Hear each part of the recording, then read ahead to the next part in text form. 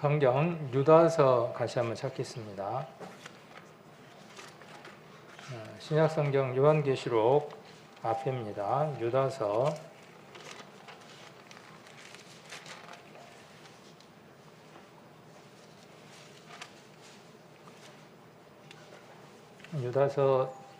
한 장밖에 없으니까요. 1장 6절 7절 제가 한번 읽겠습니다. 또 자기 지위를 지키지 아니하고 자기 처소를 떠난 천사들을 큰 날의 심판까지 영원한 결박으로 흑암에 가두셨으며 소돔과 고모라와 그 이웃 도시들도 저희와 같은 모양으로 간음을 행하며 다른 색을 따라가다가 영원한 불의 형벌을 받음으로 거울이 되었느니라. 여기 오늘 말씀에 보면 영원한 불의 형벌을 받은 적이 있다. 그리고 그것은 거울이었다. 이렇게 말씀하고 있는 내용이 있습니다. 그래서 오늘은 어떤 그 내용들로 말씀을 좀 살펴보려고 하느냐 하면 지나간 역사의 일들을 통해서 하나님께서 왜 인생들을 심판하셨는지, 그리고 그 심판에서 어떻게 사람들이 구원을 얻을 수 있었는지, 이런 부분들을 오늘 좀 살펴보려고 합니다. 그래서 왜 인생이 심판을 받을 수밖에 없는 상황 가운데 처했는가 하는 근본에 대한 내용들도 오늘 한번 살펴보는 시간을 갖도록 하겠습니다. 그래서 먼저 하나님이 흙으로 사람을 지으셨다 하는 것에 대한 내용들을 먼저 살펴보도록 하겠습니다. 창세기 2장 7절 한번 보겠습니다. 창세기 2장 7절. 어제도 우리가 성경을 같이 이렇게 나누어 봤지만 성경은 어떤 내용에 대한 한 구절이 있고 그 내용들에 대해서 다시 또 그 내용을 보충하거나 연이어서 설명하는 구조로 이루어져 있습니다. 그래서 한 성경을 자의적으로 해석하는 게 아니라 그 성경을 이해할 수 있는 말씀들을 가지고 함께 우리가 성경을 풀어나가면 됩니다. 그래서 창세기 2장 7절을 보시면 여호와 하나님이 흙으로 사람을 지으시고 생기를 그 코에 불어넣으시니 사람이 생명이 된지라. 그러니까 사람은 어떤 존재였는가 하는 것에 대해서 성경에 기록하고 있습니다. 지금 이 사람과 지금 우리가 살아가고 있는 우리 지구상에 있는 사람의 모습하고는 차이점이 있습니다. 왜 그런 차이점이 생기게 됐는가 하는 것에 대한 내용들을 오늘 성경을 통해서 조금은 살펴볼 수 있을 겁니다. 그래서 흙으로 사람을 만들었는데 생기를 그 코에 불어넣었다. 그래서 사람이 생명이 됐다. 이렇게 말씀하고 계십니다. 1장 26절을 봅니다. 이 말씀을 이해할 수 있는 말씀이 또 있습니다. 그래서 1장 26절을 보시면 하나님이 가라사대 우리의 형상을 따라 1장 26절 우리의 모양대로 우리가 사람을 만들고 그로 바다의 고기와 공중의 새와 육축과 온 땅과 땅에 기는 모든 것을 다스리게 하자 하시고 하나님이 자기 형상 곧 하나님의 형상대로 사람을 창조하시되 남자와 여자를 창조하시고 하나님이 그들에게 복을 주시며 그들에게 이르시되 생육하고 번성하여 땅에 충만하라 땅을 정복하라 바다의 고기와 공중의 새와 땅에 움직이는 모든 생물을 다스리라 하시니라. 그래서 하나님이 하나님 형상대로 사람을 지으셨다. 그래서 그 형상이 어떻게 지어졌는가에 대한 또 다른 부연 설명이 창세기 2장 7절이 되어집니다. 그래서 창세기 2장 7절과 창세기 1장 26절, 27절은 같은 말씀이 되어집니다. 또 5장도 한번 보겠습니다. 5장 1절, 2절도 보시면 아담 자손의 계보가 이러하니라. 아담의 후손이 이렇다는 겁니다. 그러면 아담의 후손이 쭉 나열되어 있는데 그 아담의 후손의 끝은 어디일까요? 쭉 내려가면 어디일까요? 아담의 후손으로 쭉 밑으로 내려오면 결국 누구를 만나느냐 하면 우리를 만납니다. 그래서 아담의 끝의 후손이 누가 되어지느냐 하면 우리가 되어지죠. 우리 인생의 모든 첫 족보들을 우리가 따져보면 이곳을 만날 수 있습니다. 참고로 누가복음 4장의 족보를 오늘 시간이 있으시면 가가지고 쭉 한번 읽어보십시오. 그러면 그 이상은 그 이상은 그 이상은 하고 족보가 나오고 우리 모든 사람들의 족보의 끝이 어디인가를 우리가 누가복음 4장을 보면 발견할 수 있습니다. 그래서 결국은 누구를 만나느냐 하면 아담을 만납니다. 그리고 아담 그 이상은 누구라고 누가복음에는 기록하고 있느냐 하면 하나님입니다. 그래서 하나님이 모든 인류의 시조인 아담을 만드셨고 우리 인생은 그의 후손이다 이렇게 말할 수 있습니다. 그래서 아담을 만드신 일을 이야기를 하면서 아담의 자손의 계보가 이러하니라. 하나님이 사람을 창조하실 때 하나님의 형상대로 지으시되, 하나님이 형상이 있으신 거예요. 그 형상대로 사람을 지었는데 남자와 여자를 창조하시고 그들이 창조되던 날에 하나님이 그들에게 복을 주시고 그들의 이름을 사람이라 일컬으셨더라. 그래서 사람 아담을 하나님이 만드셨어요. 그리고 처음 사람 아담에게 하나님이 아까 창세기 1장 26절 27절에 기록되어 있는 것처럼 정복하고 생육하고 번성할 수 있는 모든 것을 다스릴 수 있는 복을 허락해 주셨습니다. 모든 하나님이 만들어 놓은 그 피조물들의 대리자가 되어져서 하나님을 대신하는 대리자가 되어져서 모든 것들을 다스릴 수 있는 큰 복을 누가 받았냐 하면 아담이 받았습니다. 사람이 받았습니다. 여기 지금 창세기 2장 7절은 그 중요한 내용을 잘 담고 있습니다. 우리가 읽었던 모든 내용들을 이곳에 함축하고 있는데 하나님의 형상이라고 했어요. 하나님의 형상이라고 이야기하니까 하나님은 우리 사람처럼 그런 모양으로 생겼는가 보다 그렇게 이야기를 하는데 그게 아니라 하나님의 형상은 속에 있는 본질을 얘기를 하는 겁니다. 사람 안에 있는 본질은 무엇으로 만들었다는 것이냐 하면 하나님의 형상을 따라서 만들었고 그 껍데기, 비본질적인 것, 눈에 보여지는 부분, 보여지지 않는 부분은 하나님의 형상. 왜? 하나님은 눈에 보이는 분이 아니기 때문에 그렇습니다. 그래서 보이지 않는 비물질적인 본질인 그 하나님의 형상을 누구 안에 넣으셨느냐 하면 사람 안에 넣으셨는데 그 사람의 눈에 보이는 재질은 무엇이라고 지금 성경을 이야기하느냐 하면 흙이다 그렇게 이야기를 합니다. 그래서 이게 지금 무엇이라고 이야기하느냐 하면 성경은 흙이다 그렇게 이야기를 합니다. 그리고 또한 다른 말씀이 무엇이라고 기록되어 있느냐 하면 이것이 흙으로 만들어졌기 때문에 본질상 사람의 생명이 이 안에 있는 하나님의 형상을 닮은 그것이 원래대로 돌아가면 우리 돌아가셨다 그러잖아요. 그렇게 돌아가면 어떻게 되느냐? 이 비본질적인 본질적인 것을 담고 있는 이것이 어디로 돌아간다고 되어 있냐 하면 흙으로 다시 돌아간다고 되어져 있습니다. 그래서 여기 흙으로 사람을 지으시고 생기를 그 코에 넣었다 그랬어요.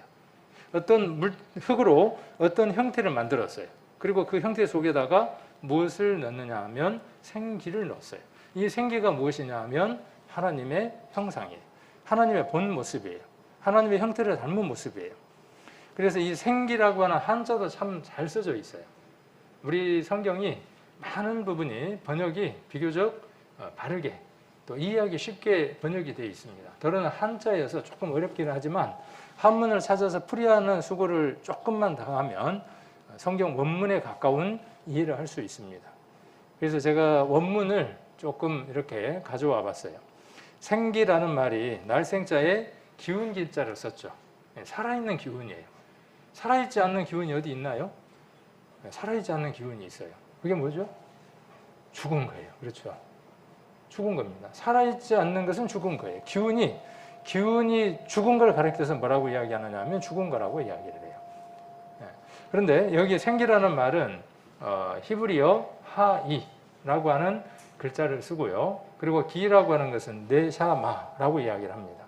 그래서 하이라는 말은 살아있는 이라는 뜻이고 네샤마라고 하는 뜻은 하나님의 영혼 그런 뜻입니다. 하나님의 것 그런 뜻이에요. 하나님의 영 이렇게 생각하시면 됩니다. 그러니까 살아있는 하나님은 어떤 분이냐 하면 살아계시는 분이에요. 얼만큼 살아계시는 분일까요? 하나님은 얼만큼 살아계시는 분이에요? 하나님 얼만큼 살아계시는 분일까요? 하나님에게는 탄생도 없고 성장도 없고 죽음도 없는 분이에요. 하나님은 어떤 분이냐 하면 영원하신 분이에요. 우리가 영원이라는 말을 잘 이해를 못하죠. 그런데 우리 영원이라는 말을 참으로 자주 씁니다. 어떨 때? 중요한 약속을 하거나 맹세를 할 때에는 뭐라고 맹세를 하느냐 하면 영원이라는 단어를 가지고 맹세를 합니다. 내가 당신을 사랑하는데 40이 돼갖고 결혼한다고 하십시다. 예를 들어서 20대 결혼한다고 하십시다. 그러면 사랑 고백을 할 때, 프로포즈를 할 때 어떻게 하면 되겠어요? 내가 당신을 100년 동안 사랑할게. 20살에 결혼해서 100년이면 충분하잖아요. 그런데 그 프로포즈 성공해요, 못해요? 성공 못합니다. 1000년. 내가 1000년 동안 당신을 사랑할게. 내 사랑 받아도, 내 알 낳아도, 그러면요. 그래도 안 돼. 1000년이어도 안 돼.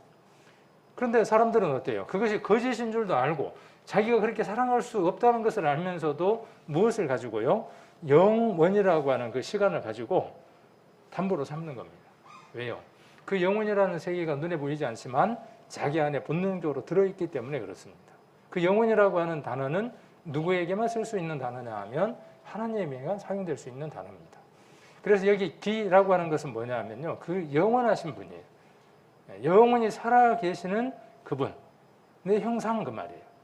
그럼 우리가 이렇게 한번 생각을 해볼 수 있습니다. 처음 만들어진 인생은 얼만큼 살도록 만들어졌다는 얘기죠. 이 성경의 기록대로라면요. 처음 인생은 죽음이 없었다는 뜻입니다. 참말일까요? 참말입니다. 이것은 참말입니다. 왜 참말일까요? 무엇을 담보로 했기 때문에 여러분들이 불가능하다고 하는 그 모든 것들을 하나님이 다 지으셨고 그것을 지금도 운행하시는 분이기 때문에 이 말씀도 그것을 담보로 하여 참이다는 것이죠. 그래서 사람은 죽지 않고 영원히 살 수 있는 존재로 만들어졌다. 이 말을 다르게 표현하면 오늘 이렇게 표현할 수 있는 겁니다. 흙으로 사람을 지으시고 지금 이야기하는 건 누구에게 한정되는 거죠? 지금 아담에게. 그때만 잠깐 한정된 겁니다. 생기를 그 코에 불어넣었어요. 그래서 사람이 뭐가 됐습니까? 생명이 됐어요. 자, 이 생명이라는 말도 어떤 뜻이냐 하면 살아서 숨쉬는 생명체가 됐다 그 말이에요. 그러니까 이것이 하나님의 형상을 닮았다는 말을 그대로 설명해 주고 있는 겁니다. 사람 안에 껍데기는 흙인데 그 안에 껍데기 흙이니까 아무것도 아니잖아요. 널려 있는 게 흙이잖아요. 그런데 그 안에 무엇을 넣은 겁니까? 하나님의 영을 넣어준 거예요. 그러면 사람은 어떤 존재가 되는 거죠? 어마어마한 가치를 갖는 아주 특별한 존재인 겁니다. 그러므로 사람은 아주 특별하게 만들어진 기가 막힌 존재라는 것을 창세기 2장 7절에서 말하고 있는 겁니다. 그래서 생기, 생명, 우리가 그냥 대충 들었지만 이 말씀 안에는 어떤 뜻이 들었느냐 하면 하나님의 형상이라고 하는 의미가 생기와 생명 안에 들어있는 겁니다. 그대로 누구를 빚은 것이냐 하면 아담과 하와를 빚었다는 사실입니다. 아담을 빚었다는 얘기죠. 자, 그리고 아담이 깊이 잠들 때 갈비뼈 하나를 취해서 여자를 만들죠. 자, 사람은 이렇게 세 부분으로 나눌 수 있습니다. 눈에 보이는 몸, 흙으로 만들어진 몸이 있습니다. 그래서 이 몸을 무엇이라고 이야기하느냐 하면 몸은 혼과 영을 담고 있는 그릇이다. 이렇게 이야기할 수 있습니다. 밥그릇이에요. 밥그릇 안에 밥이 들었죠. 국그릇 안에는 뭐가 들었을까요? 국이에요. 사람이라는 말은 무슨 뜻이에요? 그러니까 본질상. 사람이라는 말은 무슨 뜻이냐 하면 그 안에 하나님을 닮은 것이 들었다 그 말이에요. 그럼 하나님을 닮은 건 무엇이라는 얘기죠? 하나님이 영원하신 존재인 것처럼 사람이 무엇을 닮은 존재로? 하나님을 닮은 존재. 영원히 살 수 있는 존재로 만들어졌다는 거예요. 그래서 그것이 우리 안에 본능적으로 들어있어서 지금도 뭔 얘기를 하는 거죠? 영혼을 두고 얘기를 하는 겁니다. 자, 그래서 몸은 하나님의 것을 하나님을 닮은 형상대로 지음을 받은 것이 그 안에 들어있는 거예요. 그러니까 질그릇 속에 지금 뭐가 들어있는 겁니까? 보배가 들어있는 거예요. 보화가 들어있는 겁니다.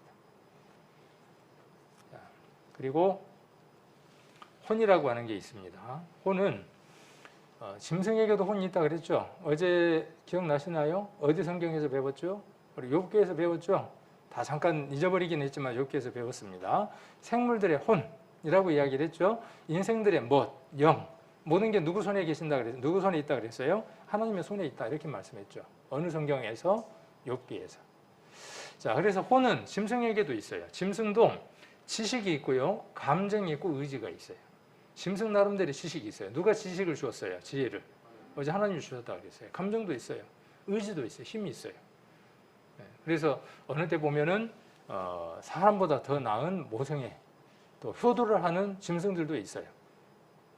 그래서 이것으로서 사람과 짐승을 구별할 수는 없어요. 사람과 짐승을 구별하는 큰 게 어디에 있느냐 하면 이것 때문이에요. 지금 여기에 있는 영 때문에 그렇습니다. 이 영이 아까 생기라고 하는 것, 생명이라고 하는 하나님의 형상을 이것이 닮았기 때문에 그래요. 이것이 무엇을 원한다는 것이죠? 하나님과 함께 영원히 살 수 있는 존재였다는 것이에요. 자, 전도서 3장을 한번 찾아보겠습니다. 전도서 3장 11절.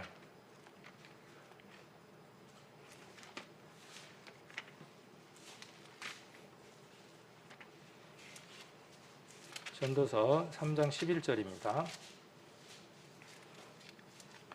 하나님이 모든 것을 지으시되 때를 따라 아름답게 하셨고, 이거에 고개 끄덕끄덕 돼요, 안 해요? 고개 끄덕끄덕 해요. 하나님이 모든 것을 지으셨어요. 우리가 이해할 수 없는 능력으로 모든 것들을 지으셨다는 것을 이틀 동안 몇 가지 것들을 통해서 우리가 확인하는 시간을 가졌기 때문에 그것이 참이라고 하는 것을 우리가 고개를 끄덕거리면서 발견할 수 있었기 때문에 오늘 이 말씀도 참이라고 이야기할 수 있을 겁니다. 또 사람에게 영원을 사모하는 마음을 주셨느니라. 이 말씀은 어디와 연결되는 거죠? 성경을 이제 깊이 이렇게 보시다 보면요, 성경들을 짝을 지으면서 찾아갈 수 있습니다. 많은 믿음의 선진들은 앞서간 성경을 연구했던 모든 사람들은 전도서 3장 11절에 나와 있는 이 말씀을 어디와 연결 짓느냐 하면 창세기 2장 7절과 1장 26절, 27절과 연결 짓는다는 사실입니다. 하나님 우리 인생들 안에 무엇을 넣어주셨다는 거예요? 하나님의 형상대로 지음을 받았다는 사실이에요. 얼마나 아름다운 존재입니까? 얼마나 귀한 존재입니까? 그대로 있었으면 얼마나 좋겠습니까? 근데 성경에 기록된 이유가 어디에 있을까요? 그것이 깨어져 버렸기 때문에 그렇습니다. 머릿속에 잘 담아줍시다. 처음 아담은 죽음이 있었다 없었다? 없었다. 왜 죽음이 없었다? 하나님의 형상대로 지음받았기 때문에, 생기와 생명이 있었기 때문에 죽음이 없었다. 그런데 지금은요? 지금 왜 죽음이 있죠? 이 문제의 답을 찾으려고 많은 철학자들이 애썼고, 우리 유명한 어떤 한 분도 어떻게 했어요? 출가를 했죠. 가출이 아니고 출가를 했어요. 뭘 해결하려고? 생로병사의 문제를 해결하려고. 그죠? 태어나고 늙고 죽고 살아가는 그 모든 것들에 대한 답을 찾으려고 가출이 아니고 출가를 했어요. 답을 찾았을까요? 답은 못 찾았어요. 성경 한 줄 안에 그 답들이 들어 있습니다. 이번 마지막까지 이 말씀을 듣고 나면 그 답들을 아이고 이렇게 쉬운 것이 있나 하고 찾을 수 있습니다. 자, 그래서 영원을 사모하는 마음을 주셨어요. 그러나 하나님의 하시는 일의 시종을 사람으로 측량할 수 없게 하셨어요. 도저히 측량이 안 되는 거죠. 그런데 대충 우리가 감을 잡을 수는 있어요. 어떻게 대충 감을 잡을 수 있을까요? 하나님 우리에게 주신 이 말씀을 통해서 하나님의 뜻, 하나님의 계획들을 우리가 이해할 수 있고 깨달을 수 있어요. 그러니까 성경이 없으면 하나님을 이해할 수 없어요. 그러니까 성경이 곧 누구라고 이해할 수 있는 것이죠? 성경이 곧 하나님이라고 이해할 수 있어요. 왜? 그분의 뜻이니까. 성경을 읽으면 하나님의 뜻을 알 수 있어요. 높은 산에 올라가서 혹은 기도원을 찾아가서 조용한 곳을 찾아가서 하나님의 뜻을 알려달라고 소리치면 하나님 뭐라고 말씀하실까요? 모든 성경을 내 뜻으로 기록해서 얼마든지 읽을 수 있도록 주변에 두었다. 내 뜻을 알려면 이미 이전에 말했으니 성경을 읽어보라. 그렇게 하나님 말씀하실 것이죠. 자, 그래서 이 영원을 사모하는 마음은 누구를 닮은 마음이냐면 하나님을 닮은 마음. 하나님 형상대로 지어져 있는 것이에요. 보이는 겁니까? 보이지 않는 겁니까? 보이지 않는 겁니다. 그러나 귀중한 겁니까? 귀중하지 않는 겁니까? 귀중한 겁니다.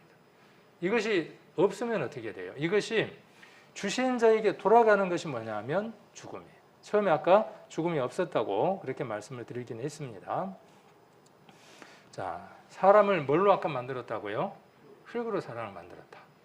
그런데 18세기에 들어서 이 광물에 대한 기초 지식들이 엄청나게 발전하기 시작을 했어요. 그래서 원형과 광물질에 대한 분석이 발달하기 시작을 합니다. 그래서 웬만한 것들은 사람이 분석을 해내는 거예요. 궁금한 거예요. 사람이 흙으로 돼 있다. 성경을 과학이 발달하니까 성경을 인정하려고 할까요? 더 부정하려고 할까요? 더 부정하려고 하는 거예요. 그래서 한번 뒤집어 보자. 이 판에 판을 한번 뒤집어 보자. 그래서 흙으로 사람이 만들어졌다면 분석을 해본다면 흙과 사람은 성분이 같든지 틀리든지, 만일 틀리다 그러면 우리 과학을 믿는 똑똑한 지식층의 사람들은 성경을 의지하지 않아도 된다. 아마 이런 마음으로 연구를 한 것 같아요. 그래서 연구를 해봤어요. 그래서 흙과 사람이 어떤 물질로 구성되어 있는가를 분석을 한번 해봤어요. 그래서 광물질로 한번 따져봤더니 155파운드의 무게의 사람이 값으로 따지면 한 $2 정도의 가치. 그래서 연필을 만들 수 있는 석연도 들었고, 우리 몸 안에가 비누 몇 장 나올 수 있는 지방도 있고, 여러 가지 것들로 이렇게 분석들을 했어요. 다 따진다고 해도 $5 정도밖에 안 돼요. $5면 얼마입니까? $5면 한 6,000원 정도 되나요? 그런가요?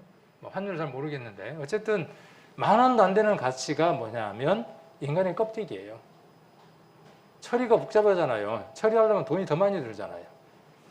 자, 그런데 여기에 분석을 해보니까 여기에 나타난 광물 성분은 수천 년 전에 이미 성경에 기록된 대로 사람이 흙이라고 하는 사실을 발견했다는 거예요. 18세기에 들어서. 그러니까 성경에 나와 있는 내용들은요, 이렇듯 거짓을 이야기하는 게 아니라 실제로 참인 것을 이야기를 합니다. 본질적으로 흙을 가지고 사람을 만들었다고 하니까 사람의 성분과 흙의 성분을 비교해 보니까 같더라 그 말이죠. 여기 앞에 있는 강대상이 나무로 만들어졌으니까 밖에 있는 나무의 성분과 여기 있는 나무의 성분은 본질적으로 같을 것이다 그 말이에요. 자, 그래서 흙의 성분하고 사람의 몸의 원소의 구성하고 비교를 해보니까 한번 비교를 한번 해보세요. 이렇게 산소, 탄소, 수소, 질소, 칼슘, 인, 카리, 마그네슘, 철 위에 10가지가 들었고, 사람 몸에도 산소, 탄소, 수소, 질소, 칼슘, 카리, 염분, 유황, 인, 청, 마그네슘, 기타 이런 것들이 들었네요. 아주 소량들이 들어있어요. 결국 흙의 성분과 사람의 몸의 성분은 같다는 것이죠. 여기도 한번 영상을 한번 잠깐 보시면, 과학자들이 사람과 흙의 구성 성분을 조사해 본 결과 산소, 수소, 칼슘, 인, 나트륨, 마그네슘, 철, 구리, 망간, 아연, 크롬 등 거의 대부분 공통적인 성분을 갖고 있는 것으로 나타났습니다. 다시 말해 사람을 화학적으로 성분 분석하려는 흙이라는 것입니다. 더 이상 설명이 필요 없죠. 사람을 성분 분석을 해보니까 결국 뭐하고 같다는 거예요? 흙하고 같더라는 거예요. 그럼 같이 있어요, 없어요? 길에 널려 있는 게 흙인데, 밟히는 게 흙인데, 그런데 왜 사람은 가치가 있을까요? 왜 가치가 있을까요? 자, 하음이하고 하루가 이제 많이 컸네요. 길에서 뭐 하고 있냐 하면, 모래사장에서 뭐 하고 있냐 하면, 두꺼봐 헌집 줄게 새집 다오 그러면서 지금 흙 가지고 놀고 있네요. 같은 흙인데 그 흙이 누구에게 주어지느냐는 거에 따라서요, 결과물은 어마어마하게 차이가 납니다. 애들은 그것 가지고 뭐밖에 못해요? 그냥 장난치는 겁니다. 그런데 이것을 도자기를 굽는 사람에게, 장인에게 맡기면 어떻게 돼요? 큰 물건을 담을 수 있는 도자기가 만들어지기도 하고, 이쁜 도자기를 만들 수 있겠죠. 같은 재질이라도 그 사람이 누구이냐, 어떤 능력을 가졌느냐, 어떤 지혜를 가졌느냐는 것에 따라서 결과물은 천태만성이라는 겁니다. 흙을 한 삽을 떠서 반도체를 개발하는 사람들에게 주면요, 그 속에서 규소를 만들어서 반도체를 만들어냅니다. 흙의 가치가 어떻게 돼요? 도자기하고는 전혀 다른 가치를 갖는 겁니다. 똑같은 흙이지만 그 흙을 가지고 하나님이 어떻게 하셨다는 거죠? 누구 손에 들려지니까? 하나님의 손에 들려지니까 전혀 다른 재질의 존귀한 것이 만들어지더라 그 말입니다. 우리 인생은요, 아주 존귀하고 하나님의 특별한 계획 가운데 만들어진 창조물입니다. 그래서 가장 마지막으로 지어졌고, 하나님이 사람이 만들어졌을 때 비로소 보시기에 좋았다라고 이렇게 말씀하시는 것을 볼 수 있습니다. 이렇게 하나님의 형상대로 지음받은 인간이 살아야 할 장소가 필요할 거 아닙니까? 그래서 하나님이 동방의 에덴에다가 동방의 에덴을 창설하십니다. 창세기를 우리가 한번 찾아보도록 하겠습니다. 창세기 2장 아까 찾았죠? 2장 8절 한번 보시면 창세기 2장 8절 앞에도 있습니다. 여호와 하나님이 동방의 에덴에, 그러니까 동방이죠. 동방의 에덴에 동산을 창설하시고 거기 지으신 사람을 거기 두시고 그 지으신 사람을 거기 두시고 그 지으신 사람이 누구예요? 아까 7절에 이야기한 아담. 영원을 사모하는 마음을 가진 하나님처럼 영원히 살 수 있는 존재. 그 존재를 어디에다가 두셨다는 것이죠? 지금 동방의 에덴에다가 두셨다. 그렇게 말씀하십니다. 9절에 여호와 하나님이 그 땅에서 보기에 아름답고 먹기에 좋은 나무가 나게 하시니 동산 가운데에는 생명나무와 선악을 알게 하는 나무도 있더라. 강이 에덴에서 발원하여 동산을 적시고 거기서부터 갈라져 네 근원이 되었으니 첫째 이름은 비손이라. 금이 있는 하울라 온 땅에 둘렀으며 그 땅의 금은 정금이요 그곳에는 베들레헴과 호마노도 있으며 둘째 강의 이름은 기원이라. 구스 온 땅에 둘렀고 셋째 강의 이름은 히데겔이라. 아수르 동편으로 흐르며 넷째 강은 유브라데더라. 여호와 하나님이 그 사람을 이끌어 에덴 동산에 두사 그것을 다스리며 지키게 하시고 여호와 하나님이 그 사람에게 명하여 가라사대 동산 각종 나무의 실과는 내가 임의로 먹되 선악을 알게 하는 나무의 실과는 먹지 말라. 내가 먹는 날에는 정령 죽으리라 하시니라. 그렇죠? 17절에서 우리가 무엇을 확인할 수 있습니까? 17절에서 우리가 한 가지 확인할 수 있는 것은 무엇을 확인할 수 있느냐 하면 앞뒤의 문맥상에 아담은 어떤 존재였다는 겁니까? 죽지 않는 존재였다는 것을 확인할 수 있습니다. 그러면 이 죽지 않는 아담이 죽을 수 있는 조건이 무엇입니까? 죽는 조건이 무엇이에요? 선악을 알게 하는 나무의 실과를 먹는 겁니다. 모든 건 내 의미대로 할 수 있다. 네 마음대로 할 수 있다. 무한한 자유를 가졌어요. 그러나 하나 무엇은 제한됐어요? 선악과가 아니에요. 선악을 알게 하는 나무의 실과예요. 이것을 먹는 날에는 죽는다라고 이렇게 말씀하고 계시죠. 자, 그런데 여기 보면 재밌죠. 좀 굉장히 흥미진진한 어떤 얘기들이 전개가 되는 거예요. 아담이 존재했다는 것도 전설처럼 생각을 하고 에덴 동산도 전설처럼 느껴지죠. 어딘가에 하늘이나 아니면 땅속에 있거나 참 먼 곳 그런 곳에 있을 것 같은데 성경은 그런 것이 아니라 에덴 동산은 실제 했던 곳이다. 실존했던 곳이다. 그래서 그 에덴 동산에 대한 위치까지도 정확하게 지금 이야기를 하고 계시죠. 그래서 그 에덴 동산 중앙에서 4개의 강의 근원이 있었다.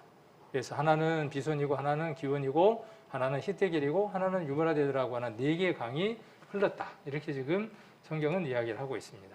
이 얘기의 요점은 어디일까요? 에덴 동산은 실존했던 곳이라는 것이죠. 이 얘기는 아담이 실제 인물이라는 얘기입니다. 물론 아까 우리가 흙으로 사람이 만들어진 것이 분명한 것이기 때문에 그것을 통해서도 우리가 믿을 수 있지만 우리가 이 문맥상 모든 것들을 통해서 무엇을 확인할 수 있느냐 하면 아담이라고 하는 사람은 실존 인물이구나 하고 하는 것을 알 수 있습니다. 에덴 동산도 실제했던 곳이구나 하는 것들도 우리가 확인을 할 수 있습니다. 아까 우리가 읽었던 말씀이고요. 그래서 에덴 동산에서 강이 4개가 이렇게 발원을 했다라고 이야기를 하고 있습니다. 그러면 한번 찾아가 볼 수도 있겠죠. 이것이 실제로 존재했던 장소다 그러면 그 위치를 한번 찾아가 볼 수도 있을 겁니다. 그래서 한번 찾아봤어요. 많은 학자들이 한번 찾아보고 그 위치를 확인하기도 하고 신문이라든지 많은 영상에서 에덴 동산이 어디에 있었는가에 대한 답들을 내려주고 있습니다. 여기 지금 히데겔이라고 하는 이름이 잘 안 들어본 말인데 영어 성경에는 세 번째 강, 14절이죠. 세 번째 강의 이름을 무엇이라고 이야기하고 있느냐 하면 티그리스라고 이야기를 합니다. 빨간색으로 이렇게 동그라미가 쳐 있죠.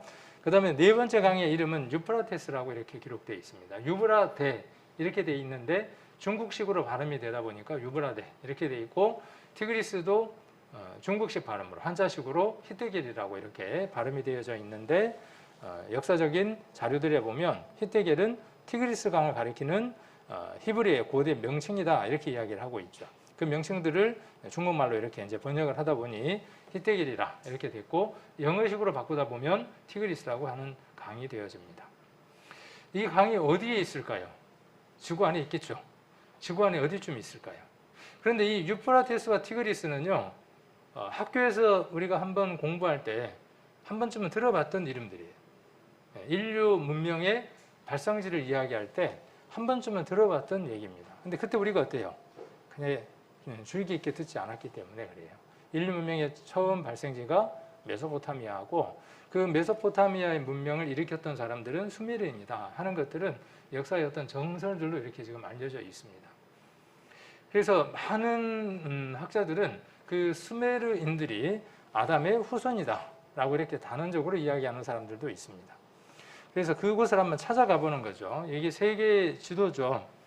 세계 지도인데, 세계 지도. 세계 지도가 어떻게 나눠질 수 있죠? 뭐 5대양 6대주로 나누죠. 세계를 바다 5개, 대륙 6개 이렇게 나눕니다. 그래서 한번 이것도 학교 다닐 때 한 번씩 다 들었던 얘기인데 한번 옮겨와 봤습니다. 그래서 북아메리카, 남아메리카, 유럽, 아시아, 아프리카, 오세아니아 이렇게 6개의 땅덩어리가 있고 그 다음에 바다는 북극해, 남극해, 대서양, 태평양, 인도양 이렇게 해서 5개의 바다가 있습니다. 이 지도하고요. 이 지도는 조금 지도가 어떠냐 하면 조금 뭔가 감춰놨어요. 그런데 자, 이 지도를 한번 봅니다. 이 지도하고 그다음에 지금 이 지도하고는 차이가 있어요, 없어요? 같은 세계 지도예요. 같은 세계 지도인데 같은 건데 어때요? 여러분 눈에 보기에 전혀 다른 것처럼 보이죠. 그리고 이 땅덩어리가 서로 연관이 없어 보여요. 어떤 건 연관이 없어 보입니까? 이 지도는 땅덩어리들이 연관 없이 보여요. 그런데 어떤 지도는요? 자, 이 지도는 어떻습니까? 조금 눈치가 있는 분들은 우리가 빵이나 부침개를 해가지고, 그죠? 부침개를 해가지고 어떻게 합니까? 서로 나눠 먹자고 이렇게 나누잖아요. 그렇게 나누다가, 어이, 잠깐만. 우리 뭘 안 했어? 인증사진 안 찍었잖아. 그리고 어떻게 합니까? 다시 이렇게 합쳐가지고 사진 한 장 찍고 다시 먹잖아요. 그렇게 합쳐질 수 있어요. 이 지구는 원래 한 덩어리였어요. 누가 그렇게 이야기를 합니까? 성경에 그렇게 이야기를 해요. 언제 들었습니까? 어제 여러분들이 들었어요.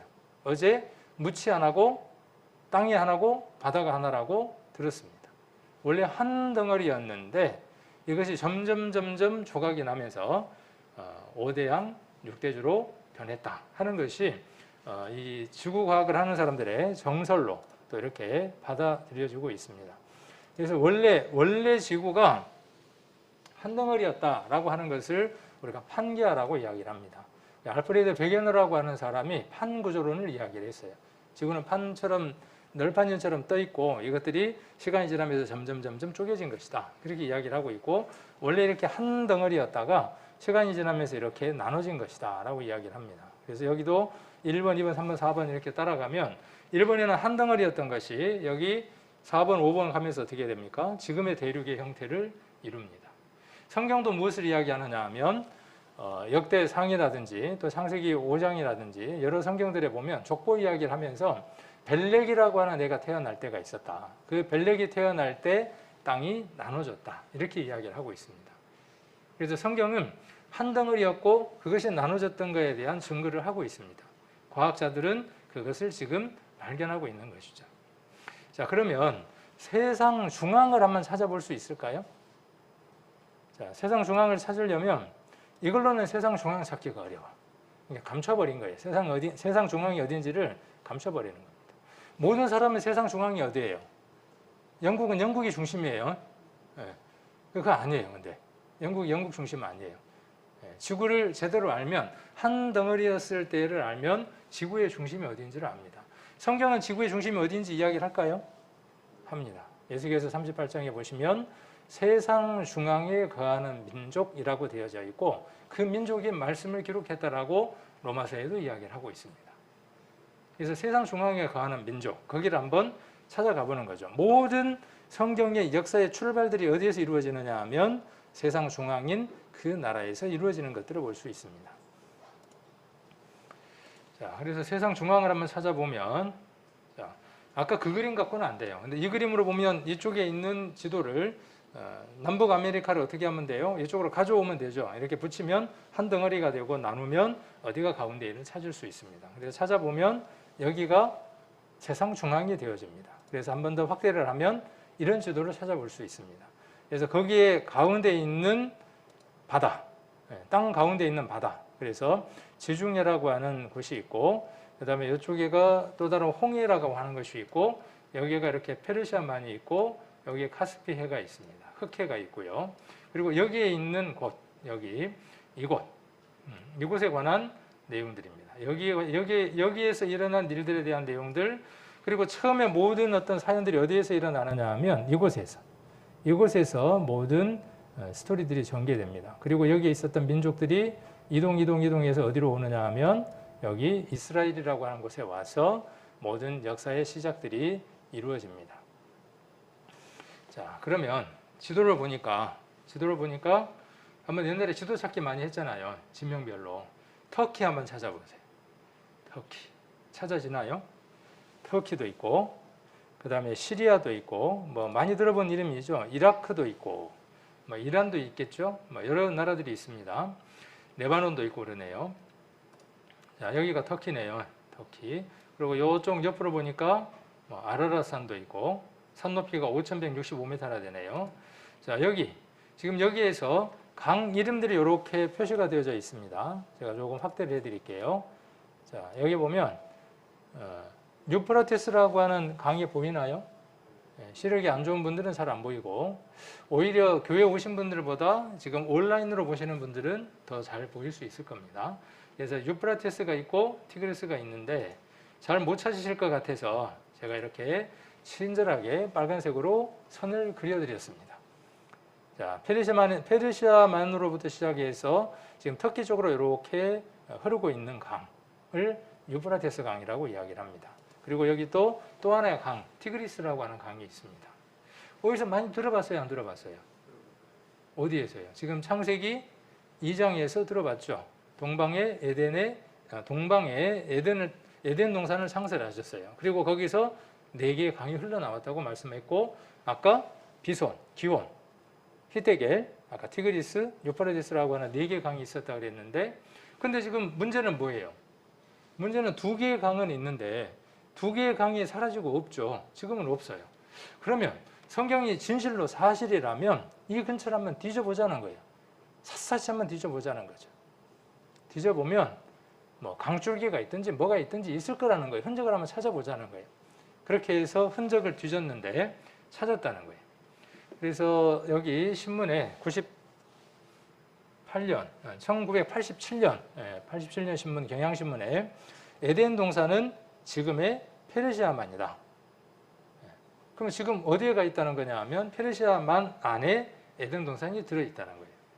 우리 에스겔서에 보면 에덴 동산이 지하에서 위로를 받고 있다. 이렇게 말씀하고 있기 때문에 이 말씀들이 충분히 성경적으로 뒷받침이 된다라고 이야기를 할 수 있습니다.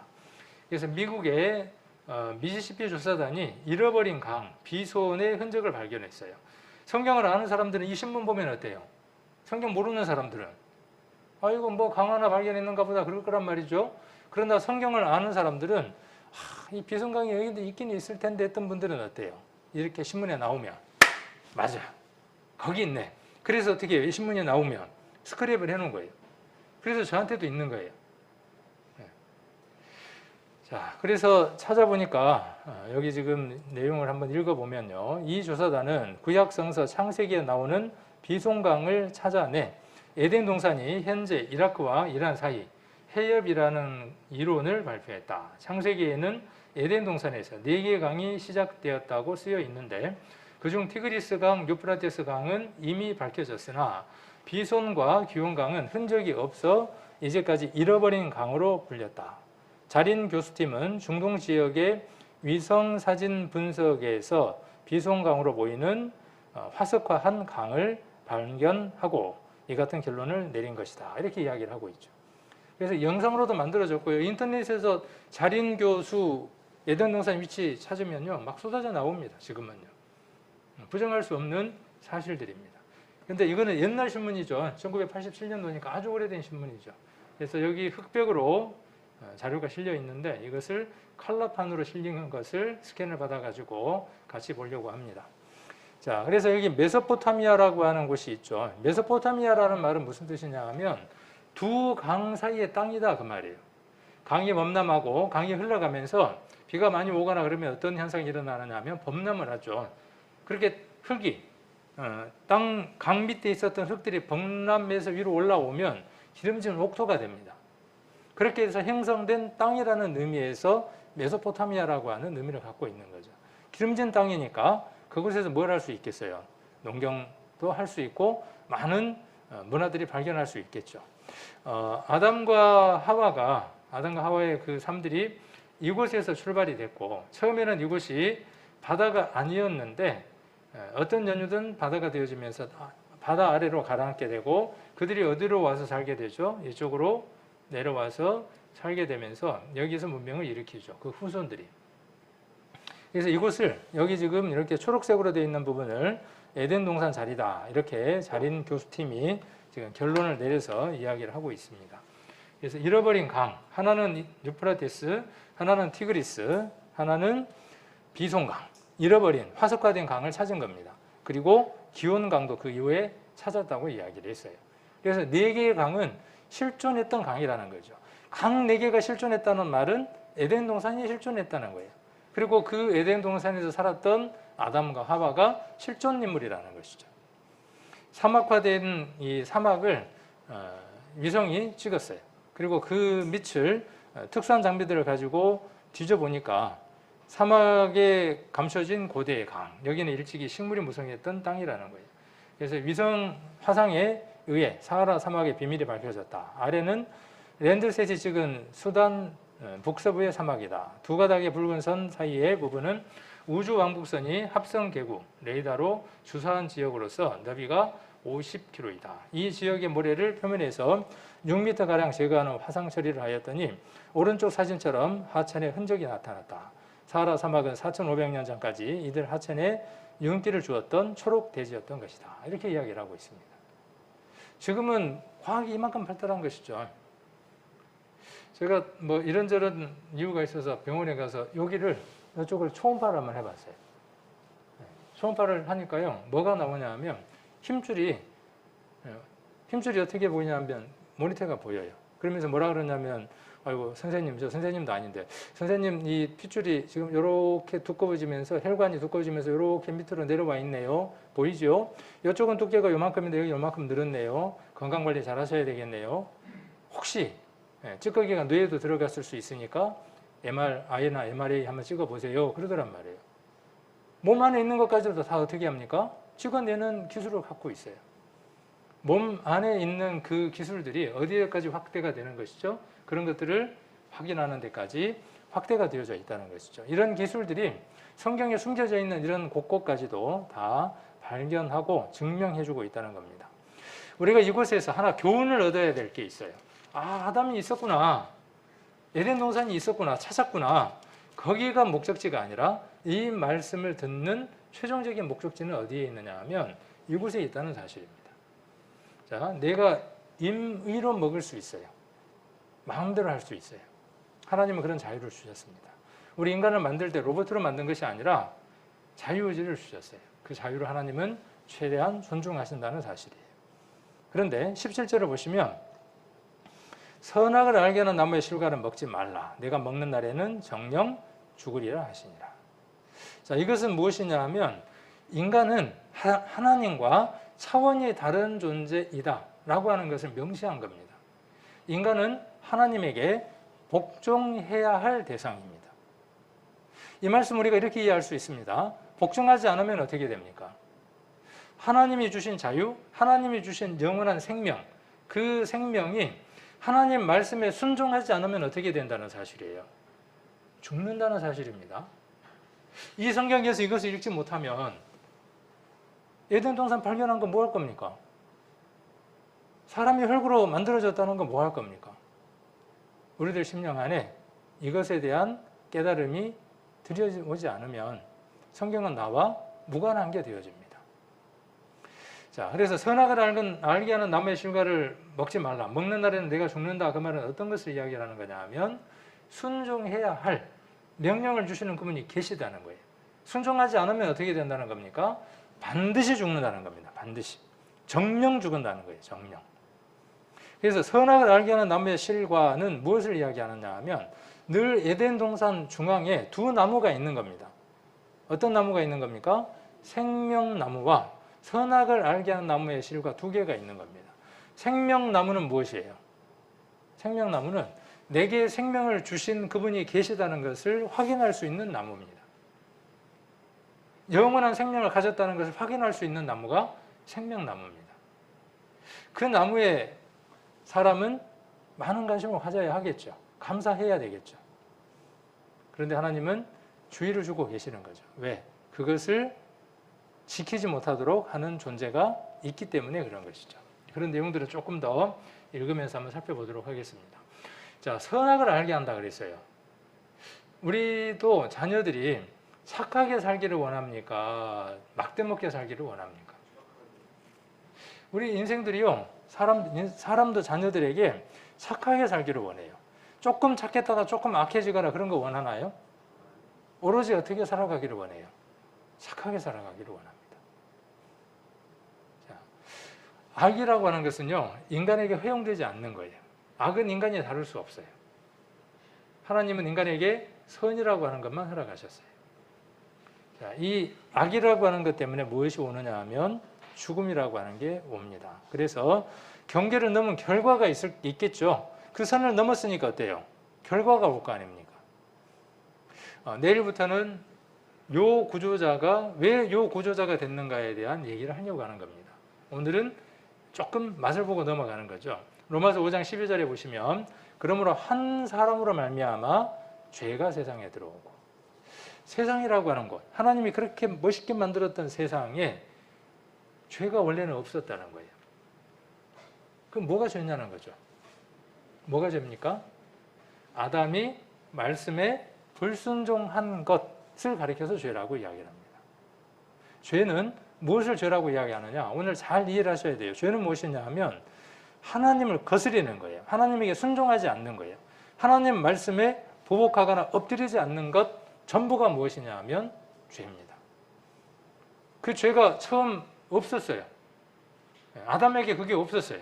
그런데 그 아담으로 하여금 범죄를 하게 한 영적인 존재가 있었죠. 그 존재를 가리켜서 사단이라고 이야기를 합니다. 그래서 한 사람으로 말미암아 죄가 세상에 들어오고, 다음 이게 중요한 거죠. 죄로 말미암아 뭐가 들어왔습니까? 사망이 들어왔어요. 이 말씀은 아까 우리가 읽었던 창세기의 말씀을 그대로 이어주는 말씀이죠. 네가 그것을 먹는 날에는 정령 죽으리라. 불순종하면 영원히 살 수 있는 존재가 죽음을 맞이한다. 그래서 아담과 하와가 결국은 죽었어요, 안 죽었어요? 아담이 결국은 죽음을 맞이하게 되죠. 자, 이와 같이 모든 사람이 죄를 지었으므로 사망이 모든 사람에게 이르렀느니라. 이번에 해결해야 될 문제가 어떤 문제냐 하면요, 내가 죽는 문제에 대한 답을 찾는 겁니다. 이 죽음으로부터 영원한 생명으로 다시 회복되는 것, 아담처럼 영원히 죄짓기 전으로 돌아가서 영원히 살 수 있는 존재로 다시 회복되는 것, 이것이 성경을 기록한 목적이라고 우리가 디모데전서 2장 4절에서 배워서 지금 알고 있는 것이죠. 오늘 지금 중요한 것을 듣고 있는 것이죠. 그래서 이와 같이 그랬어요. 이와 같이 모든 사람이 죄를 지었어요. 그래서 모든 인생은 지금 어떤 인생이다? 죄를 짓고 살아가는 인생이다. 누가 죄를 지은 것처럼? 아담이 죄를 지은 것처럼. 자, 고린도전서 15장 21절에는 이렇게 말씀하고 있습니다. 사망이 한 사람으로 말미암았어요. 우리에게 죽음이 온 이유를 성경은 아주 간단하게 딱 잘라서 이야기를 합니다. 아담이 범죄를 함으로 말미암았다라고 이야기를 합니다. 창세기 3장으로 한번 가보겠습니다. 창세기 3장 1절. 여호와 하나님의 지으신 들짐승 중에 뱀이 가장 강교하더라. 뱀이 여자에게 물어 가로되 하나님이 참으로 너희들아 동산 모든 나무의 실과를 먹지 말라 하시더냐. 여기 뱀이 나오고 아주 오래된 뱀이에요. 역사상으로. 기록되기만 해도 벌써 3,500년 전에 기록된 것이고 이 사건은 훨씬 그 이전에 있었겠죠. 그래서 요한계시록에는 이 사건을 일으켰던 뱀을 무엇이라고 이야기하느냐 하면 옛 뱀이다 이렇게 이야기를 합니다. 옛 뱀, 용, 사단, 마귀라고 이야기를 합니다. 그래서 이 옛 뱀은 누구냐 하면 그냥 뱀이 아니라 그 안에 영적인 존재가 들어있어서 하나님을 거스리는 존재, 하나님을 대적하는 자, 사단, 마귀, 대적하는 자 그런 뜻입니다. 그 이름의 뜻이 옛 뱀이라는 이름을 갖고 있습니다. 그래서 이 옛 뱀이 누구를 지금 유혹하는 거죠? 여자를 유혹하는 겁니다. 여자에게 물어 가로되 하나님이 참으로 너희더러 동산 모든 나무의 실과를 먹지 말라 하시더냐. 여자가 뱀에게 말하되 동산 나무의 실과를 우리가 먹을 수 있으나 동산 중앙에 있는 나무의 실과는 하나님 말씀에 너희는 먹지도 말고 만지지도 말라 너희가 죽을 까노라 하셨느니라. 여자는 하나님의 말씀을 직접 들은 적이 없고 아담으로부터 전에 들었다고 우리가 합리적으로 생각을 해볼 수 있겠죠. 아담만 이런 의문을 가졌을까요? 아담은 이런 의문을 갖지 않습니다. 항상 사단은 누구에게 역사하느냐 하면요, 아리까리한 사람에게 역사합니다. 확실하게 모든 매듭을 딱 끊는 사람에게는 옛 뱀이 와서 의문에 의문을 넣어주지 않습니다. 여자에게 와서 확실히 없는 여자에게 뭐라고 이야기를 하느냐 하면 이렇게 이야기를 하는 거죠. 먹지 말라 하시더냐 하고 미혹을 하는 거죠. 그랬더니 여자가 그렇게 답을 하는 겁니다. 먹을 수 있으나. 모두 먹을 수 있습니까? 우리가 먹을 수 있다 그랬는데 모두 먹을 수 있어요? 모두 먹을 수 없어요. 자, 4절 옛 뱀이 여자에게 확신을 주는 거죠. 이르되 너희가 결코 죽지 아니하리라. 너희가 그것을 먹는 날에는 너희 눈이 밝아 하나님과 같이 되어 선악을 알 줄 하나님이 아심이니라. 자, 너희 눈이 밝아 하나님과 같이 되어 선악을 알게 될 줄 하나님이 아십니다. 그랬고 6절에 여자가 그 나무를 본즉 먹음직도 하고 보암직도 하고 지혜롭게 할 만큼 탐스럽기도 한 나무인지라. 여자가 그 실과를 따먹고 자기와 함께한 남편에게도 주매 그도 먹은지라. 이에 그들의 눈이 밝아 자기들의 몸이 벗은 줄로 알고 무화과 잎을 엮어 치마를 하였더라. 먹었는데 죽었어요? 안 죽었어요? 안 죽었네요. 무엇이 죽었을까요? 범죄하는 그 영혼이 죽는다. 에스겔서에 그렇게 기록하고 있습니다. 범죄가 불순종이 무엇을 만들어냈습니까? 죽음이라고 하는 결과를 만들어냈어요. 그래서 아까 로마서 5장과 고린도전서 15장 21절에서 이렇게 말하고 있는 것이죠. 그리고 그렇게 먹고 그 여자가 누구도 먹게 해요. 하와도 먹게 하는 것을 볼 수 있습니다. 자, 그리고 그 이후로 인생들은 죄를 더 짓는 삶들을 살아가죠. 자, 그래서 노아 홍수에 관한 내용들도 한번 살펴보도록 하겠습니다. 자, 창세기 6장 5절로 7절인데 좀 시간이 많이 소요돼서 성경을 찾지 않고 여기 앞에 있는 것으로 대신하도록 하겠습니다.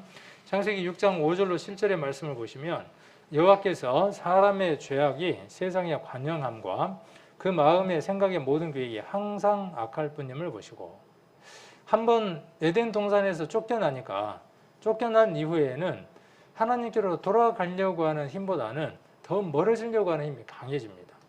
그래서 그 이후에 아담이 그리고 가인이 살인죄를 범하게 되고 또 그 이후에 여러 인생들이 생기면서 죄를 범하는 일들이 계속 기록됩니다.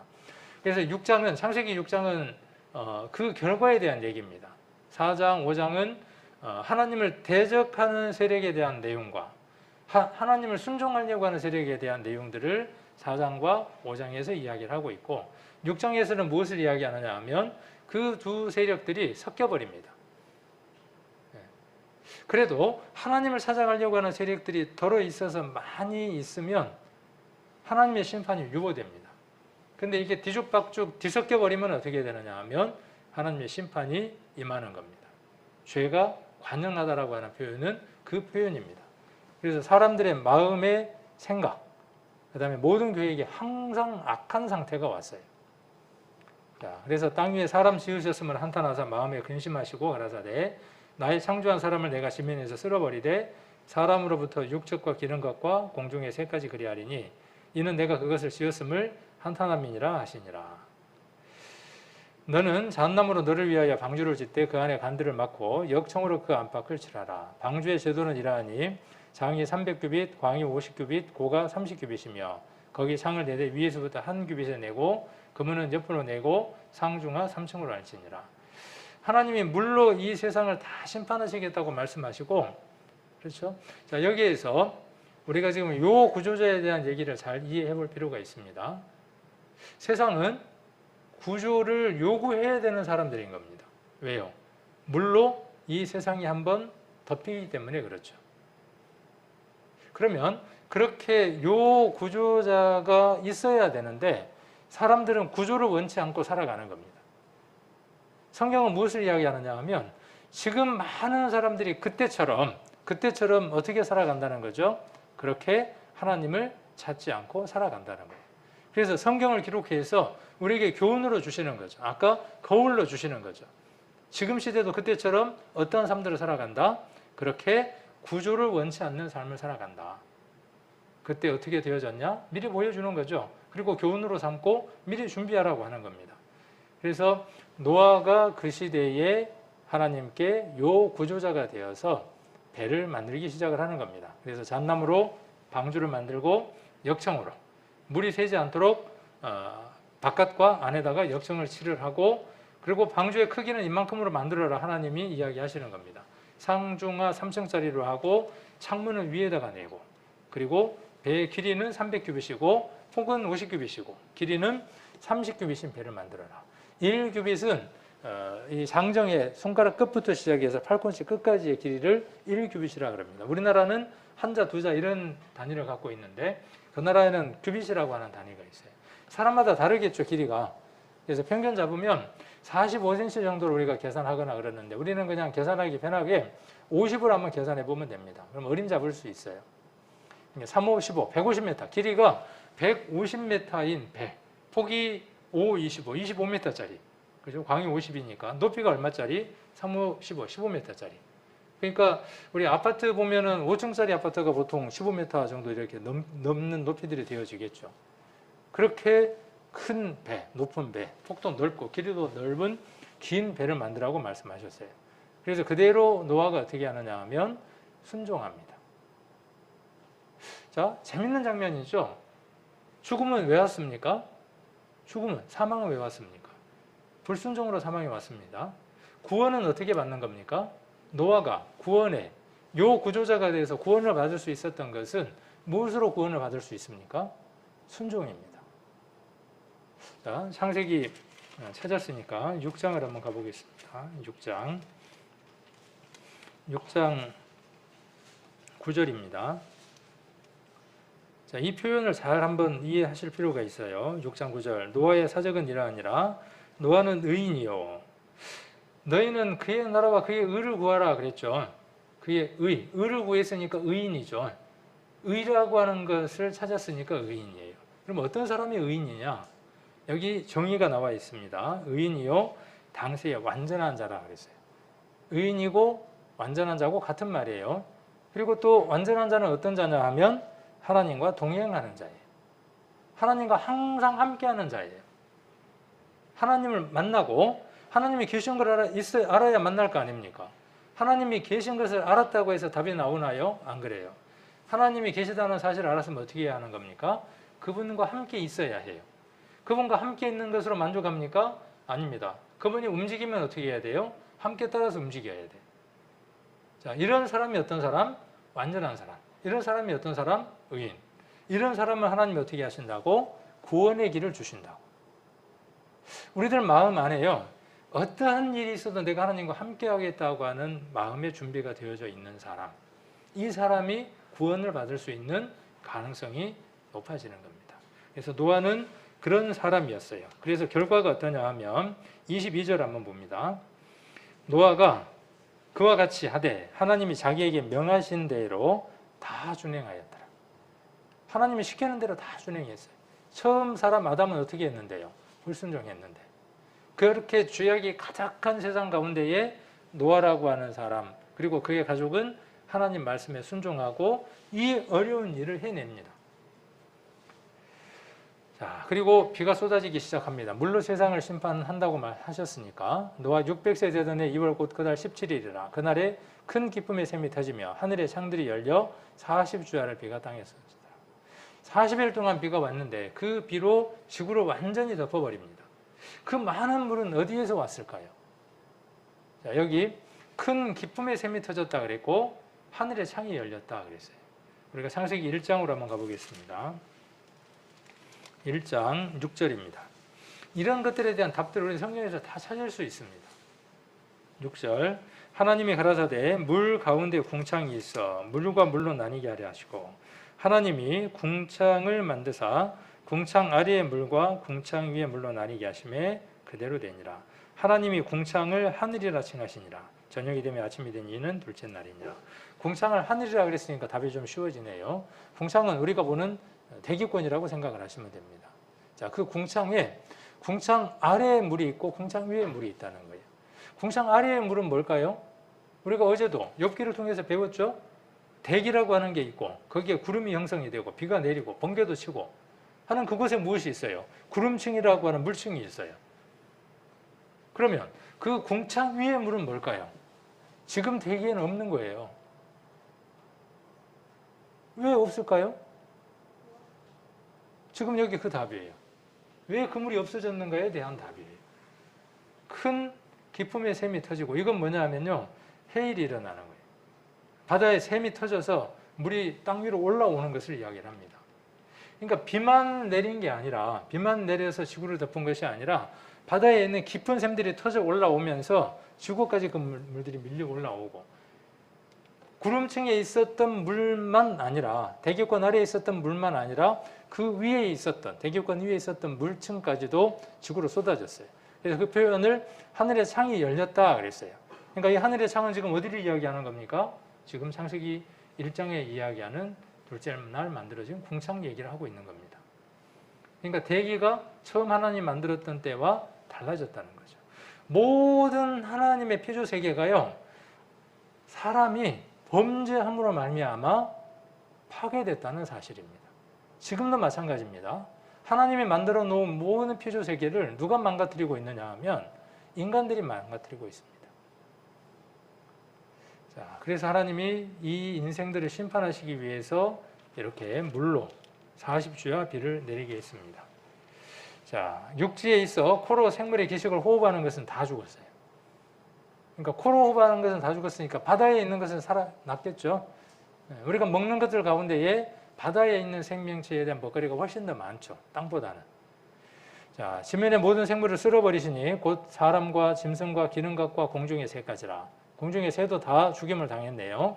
땅에서 쓸어버림을 당하였으되 홀로 노아와 그와 함께 방주에 있던 자만 남았더라.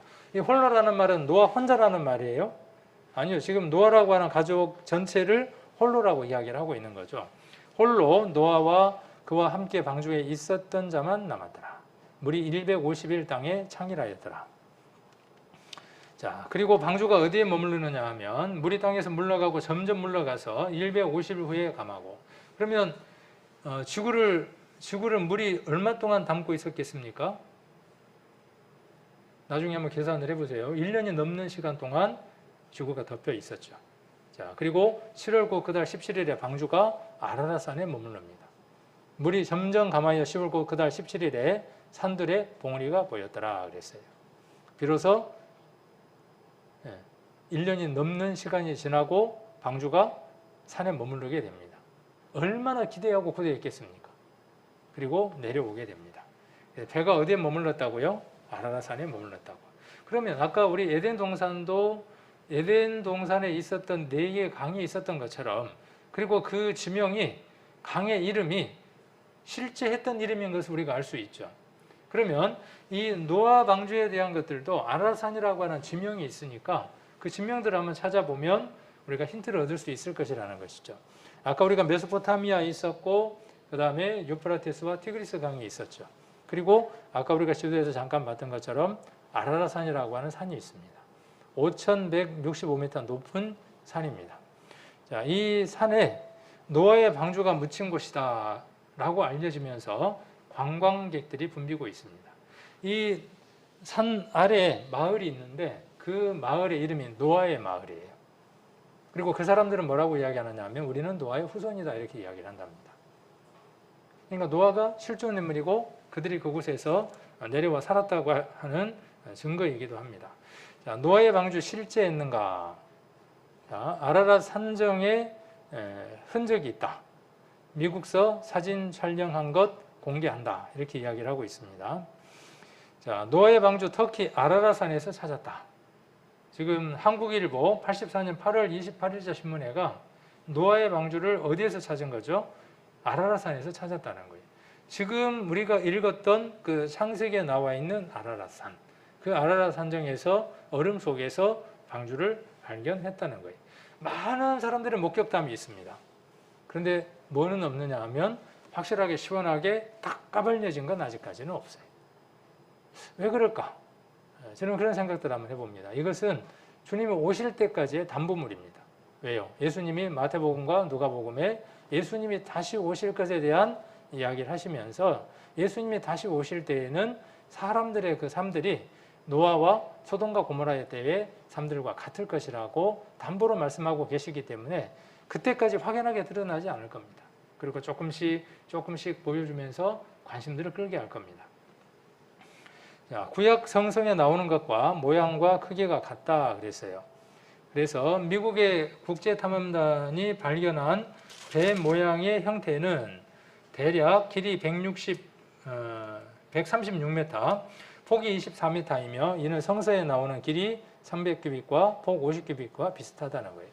얼마 전에 홍콩의 복음주의 교회에서 이곳을 가서 안에 사진을 찍어가지고 오고 동물의 어떤 분비물도 찍어오고 했던 것들 뉴스로 한번 들어보신 분들도 계실 겁니다. 마찬가지예요. 인터넷에 한번 찾아보시면 쏟아져 나옵니다. 물론 반대되는 얘기들도 많겠지만 사단은 어떻게 하려고 할까요? 똑같습니다. 아담과 하와 때처럼 믿으려고 그거 믿으면 복잡해져야 그거보다는 이거야 하고 계속 유혹을 할 겁니다. 하나님 말씀에 순종하면 산다고 하는 것은 진리입니다.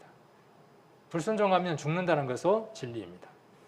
자, 여기 페르낭드 나바라라고 하는 사람이 자기 아들 라파엘하고 그 산에 올라갔어요. 그리고 방주를 발견을 하고 그 방주 조각을 잘라가지고 왔어요. 크게 잘라가지고 짊어지고 내려오다가 너무 크니까 도저히 가지고 내려올 수 없어서 토막을 내서 잘라가지고 왔어요. 그래서 이 나무를 연구소에 보내서 분석을 의뢰를 했어요. 분석 의뢰를 해보니까 이 나무는 근처에서 자라지 않는 나무고 역청이 치리되어 있고 나무도 굉장히 오래된 나무로 판명이 되어졌어요.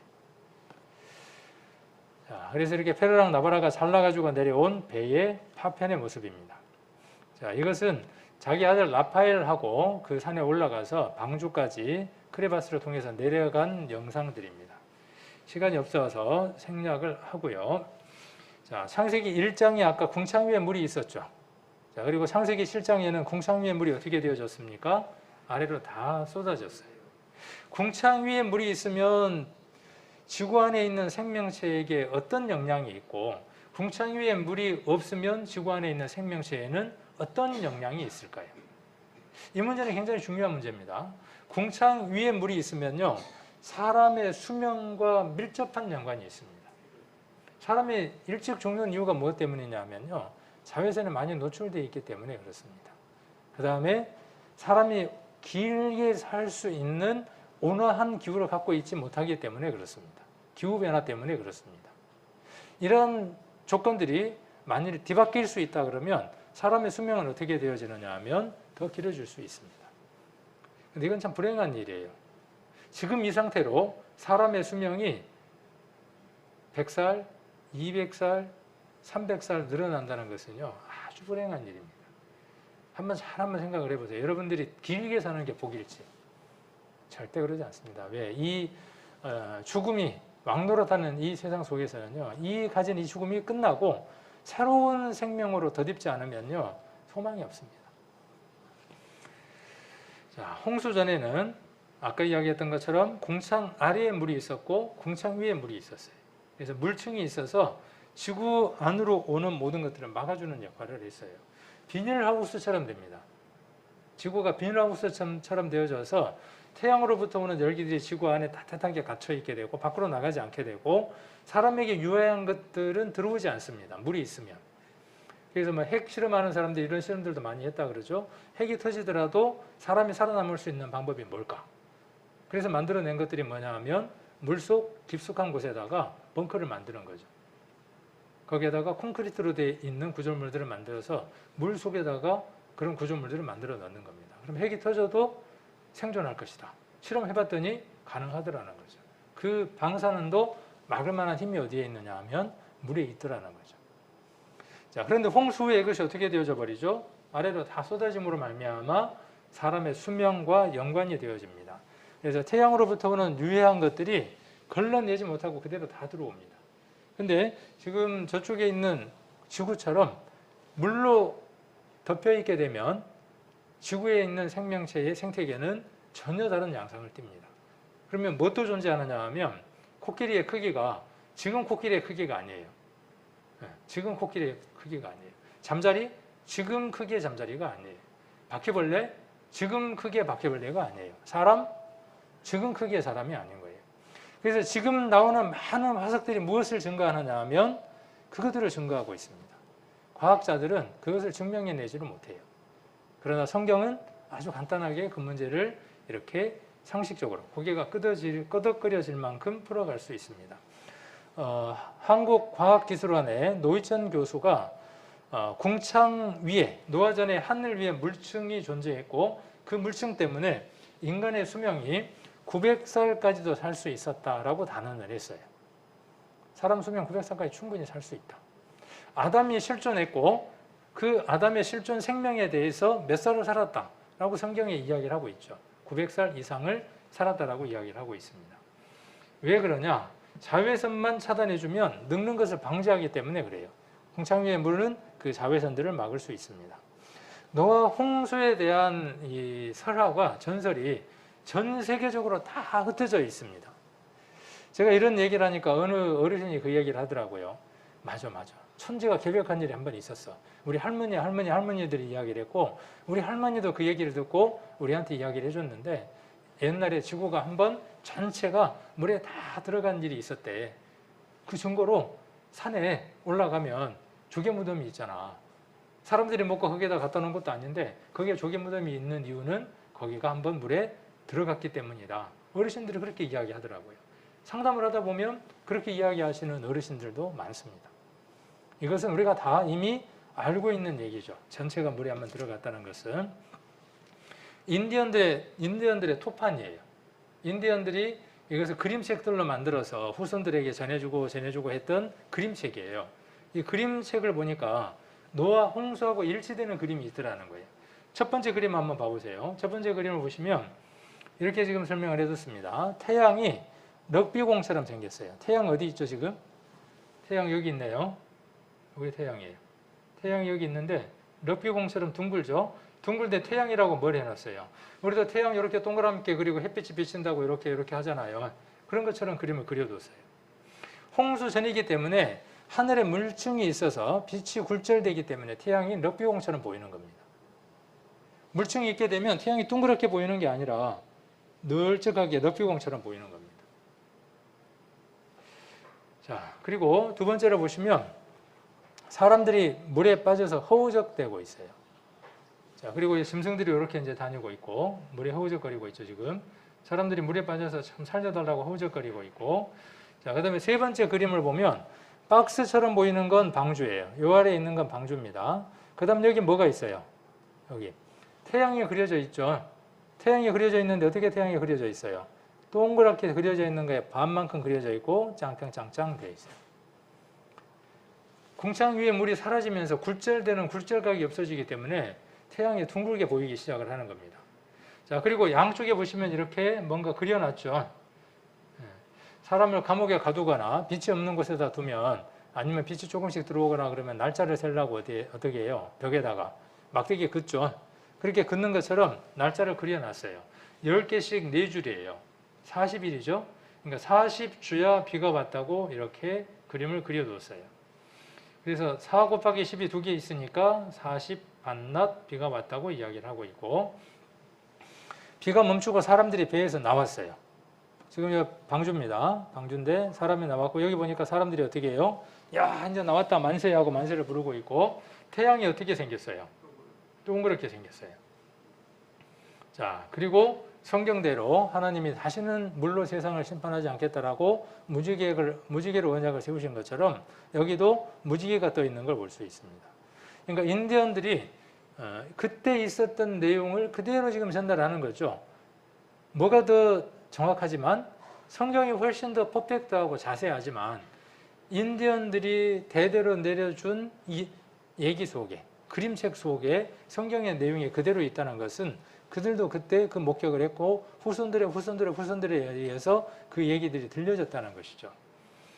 자, 아담 홍수 이후에 사람들의 수명에 관한 얘기입니다. 그래서 70살이 됩니다. 성경에 70이요 강건하면 80이다. 시편에 이렇게 기록되어 있는 것처럼 아담은 930세를 살았고 무드셀라는 969세를 살았고 노아는 950세를 살았고 노아의 아들 셈은 600세를 살았습니다. 아담은 175세를 살았고 다윗은 70세를 살았습니다.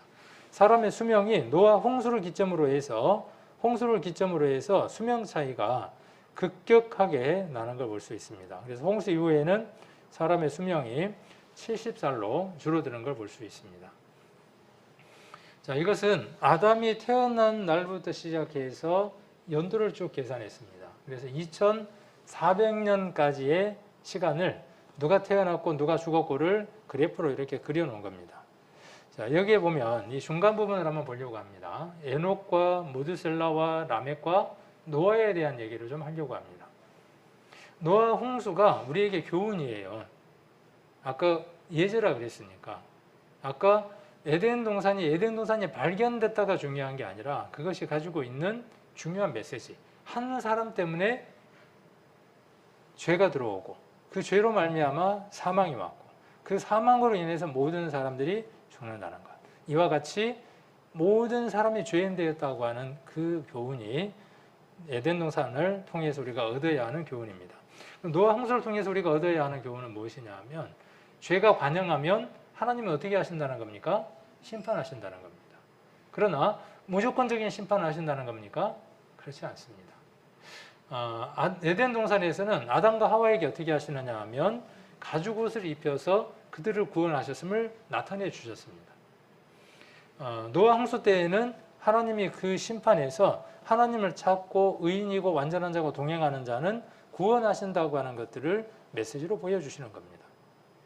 이번 전도 집회가 우리에게 중요한 것은 무엇 때문에 그러냐 하면 내가 구원받아야 될 대상이라는 것을 알지 못하면 구원을 얻을 수 없다는 것입니다. 노아는 하나님의 은혜가 필요하다고 생각하고 살아간 사람이기 때문에 하나님과 동행했다는 사실이에요. 그것이 그를 구원으로 인도하는 문이 되어진 것이죠.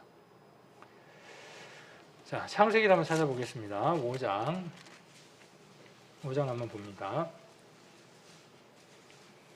자, 5장 5절입니다. 그가 930세를 향수하고 죽었더라. 누구에 대한 족보 얘기일까요? 930세를 향수하고 죽었다 그랬으니까 지금 아담 얘기를 하는 겁니다. 아담이 죽었어요. 자, 그리고 좀 넘어가서 8절 그가 920세를 향수하고 죽었더라. 그는 누구냐 하면 셋이죠. 6장 8절 셋은 그랬죠. 그러니까 셋이 몇 살을 살았다는 것이죠? 920세를 살았다. 이렇게 지금 이야기를 하죠. 또 11절 그가 905세를 향수하고 죽었더라. 900살까지 살았어요. 대단한데 결론은 뭐예요? 결론은 아까 우리가 로마서 12장과 고린도 전서에서 봤던 그 말씀을 그대로 여기에서 증언하고 있는 거예요. 모든 사람은 어떻다는 거예요? 죄인이기 때문에 죽었다는 거예요. 모든 사람은 다 심판받고 죽었다. 결론이 뭐냐 하면 사망을 당했다 하는 것을 창세기 5장에서는 이야기를 합니다. 14절에도 그가 910세를 향수하고 죽었더라. 17절에도 죽었더라. 20절에도 뭐라고 되어 있습니까? 죽었더라. 전부 다 죽었다는 얘기만 반복되고 있죠. 자, 그리고 27절에도 죽었더라. 이렇게 이야기를 하고 있습니다. 또 31절에도 죽었더라. 이렇게 이야기를 하고 있습니다. 다 다 죽었다고 되어 있는데, 전부 다 죽었다고 되어 있는데 안 죽은 사건 하나가 있어요. 영화를 할 때, 영화하거나 연극을 할 때 갑자기 불이 촥 꺼집니다. 촥 꺼지고 핀 라이트 하나가, 한 사람만 비치는 조명 하나가 한 사람에게 빛을 촥 내려줍니다. 그럼 어떻게 되던가요? 모든 시선이 어디로 가던가요? 그 순간으로 가는 겁니다.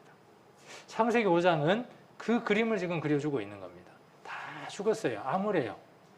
소망이 없는 것 같아요. 구원이 없는 것 같아요. 그런데 구원받을 수 있는 방법을 이곳에서 제시하고 있는 겁니다. 24절 한번 봅니다.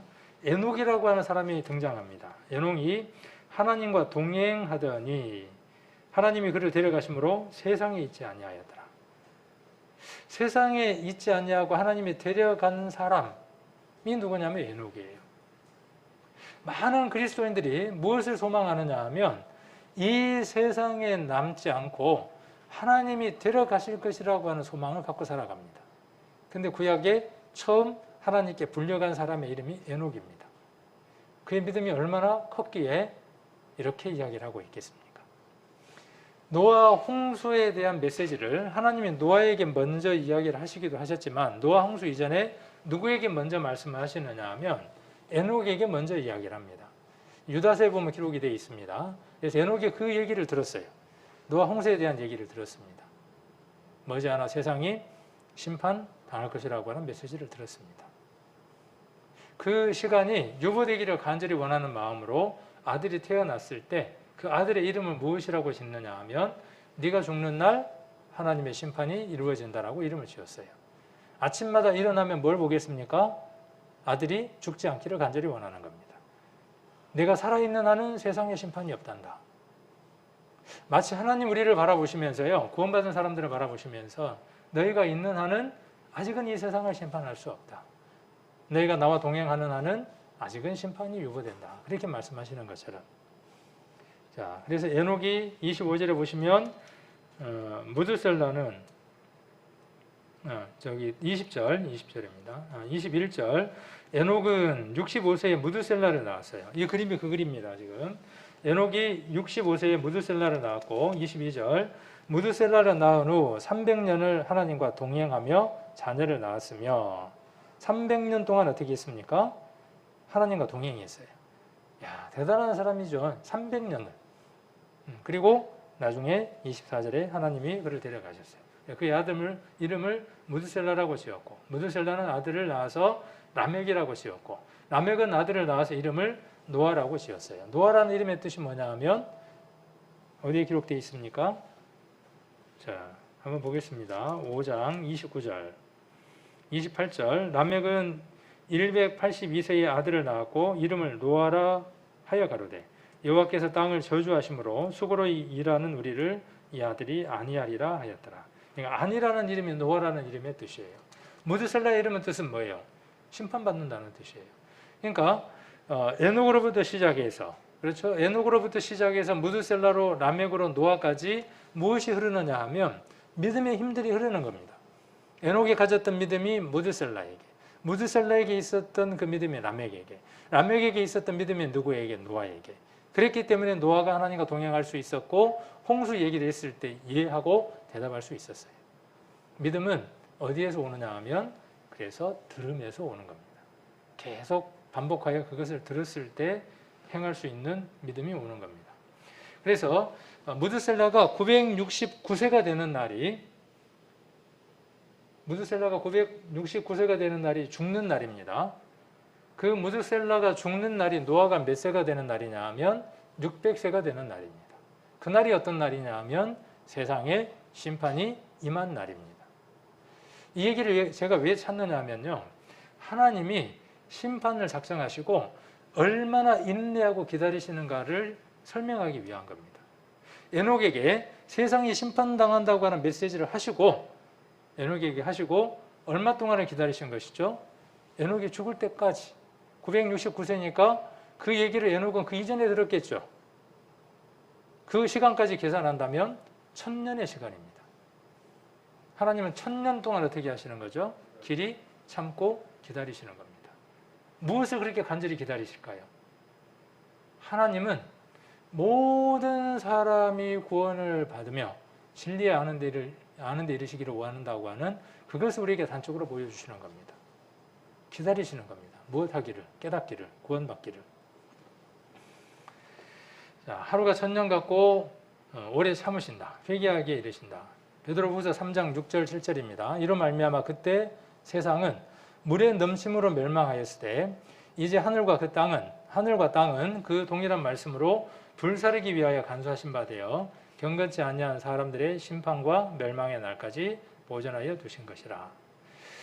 사랑하는 자들아, 하루가 천년 같고 천년이 하루 같은 이 한 가지를 잊지 말라. 이 비유법이 아니라는 거예요. 베드로가 지금 이야기하는 이 내용이 비유법이 아니라는 거예요. 하나님이 하루가 천년같이 천년이 하루같이 참으신다, 그 얘기가 비유법이 아니라 하나님이 실제로 어떻게 참으셨다는 거예요. 천년 동안 참으셨다고요. 그것을 마치 무엇처럼요? 하루처럼 그렇게 참으셨다는 거예요. 주의 약속은 어떤 이에 더디다고 생각하는 것 같이 더딘 것이 아니라 오직 너희를 대하여 오래 참으사 아무도 멸망치 않고 어떻게 하기를 원하는 겁니까? 여기 자, 구원의 조건 가운데에 가장 중요한 게 뭐냐면요, 회개입니다. 회개.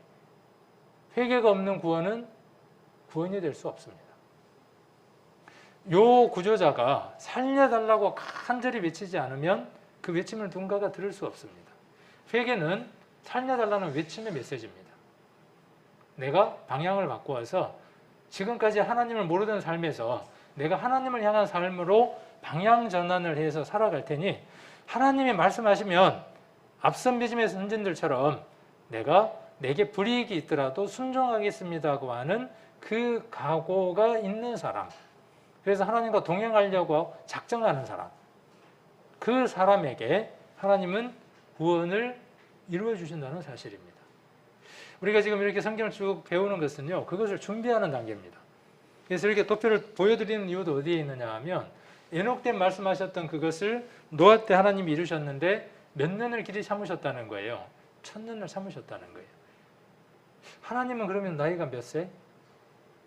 하나님 나이가 없으신 거예요. 셀 수가 없는 거예요. 그렇게 무한하신 하나님, 우리는 유한한 인간이라고 하는 생각 속에다가 자꾸 제한하려고 합니다. 내려놔야 돼요. 하나님과 버팅기는 그 고집스러운 싸움을 내려놔야 합니다. 내가 내 지혜, 내 방법들로 하나님을 제한하려고 하는 그 모든 것들을 내려놓지 않으면, 포기하지 않으면 하나님은 나와 비교할 수도 없이 큰 분이라고 하는 그 선언이 없으면 성경은 믿어질 수가 없어요. 앞으로 더 많은 것들이 나오게 되는데 그거에 대한 믿음들이 이루어질 수 없습니다. 그래서 보여지는 것들로 하나님의 능력들을 통해서 그 하나님 앞에 우리가 우리 자신들을 내려놓게 하기 위해서 어제도 오늘도 이런 말씀들을 함께 살펴보는 시간을 갖고 있습니다. 마태복음 24장 37절로 39절에는 노아의 때와 같이 인자의 남도 그러하리라. 노아 때처럼 예수님이 다시 올 때도 똑같을 것이다. 홍수 전에 노아가 방주에 들어가던 날까지 사람들이 먹고 마시고 장가들고 시집가고 있으면서 홍수가 나서 저희를 다 멸하기까지 깨닫지 못하였으니 인자의 인함도 이와 같으리라. 예수님 오실 때 되면 노아 때하고 똑같을 거라는 거예요. 노아 때 특징이 뭐였습니까? 노아 때 특징이 뭐냐 하면 죄가 세상에 가득 채워지는 거예요. 죄가. 아까 죄가 무엇인지 정의를 내렸고 배웠습니다. 죄는 무엇이었습니까? 죄는 하나님께 불순종하는 거예요. 하나님 말씀에 순종하지 않는 게 죄입니다. 한두 가지가 아니라 무엇 가지요? 마음의 생각, 계획, 전부가 어때요? 하나님을 불순종하는 것으로 가득 채워져 있는 상태. 그런 상태가 어떤 상태였다? 노아 홍수 때였다. 그런 것처럼 예수님 오실 때에도 그럴 것이다. 그런데 어떤 특징이 있다? 어떤 특징이 있다?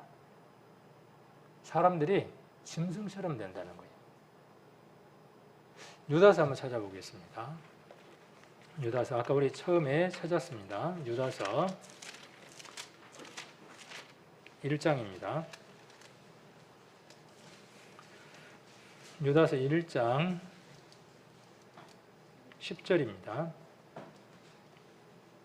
자, 이 사람들은 어떤 사람들이냐 하면 불순종하는 사람들입니다.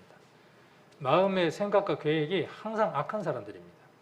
자, 이 사람들은 근데 왜 이 사람들이 이렇게 됐을까요? 이 사람들은 자, 무엇이든지 그 알지 못하는 것을 회방해요. 왜 회방할까요? 자, 6절 때문에 그렇습니다.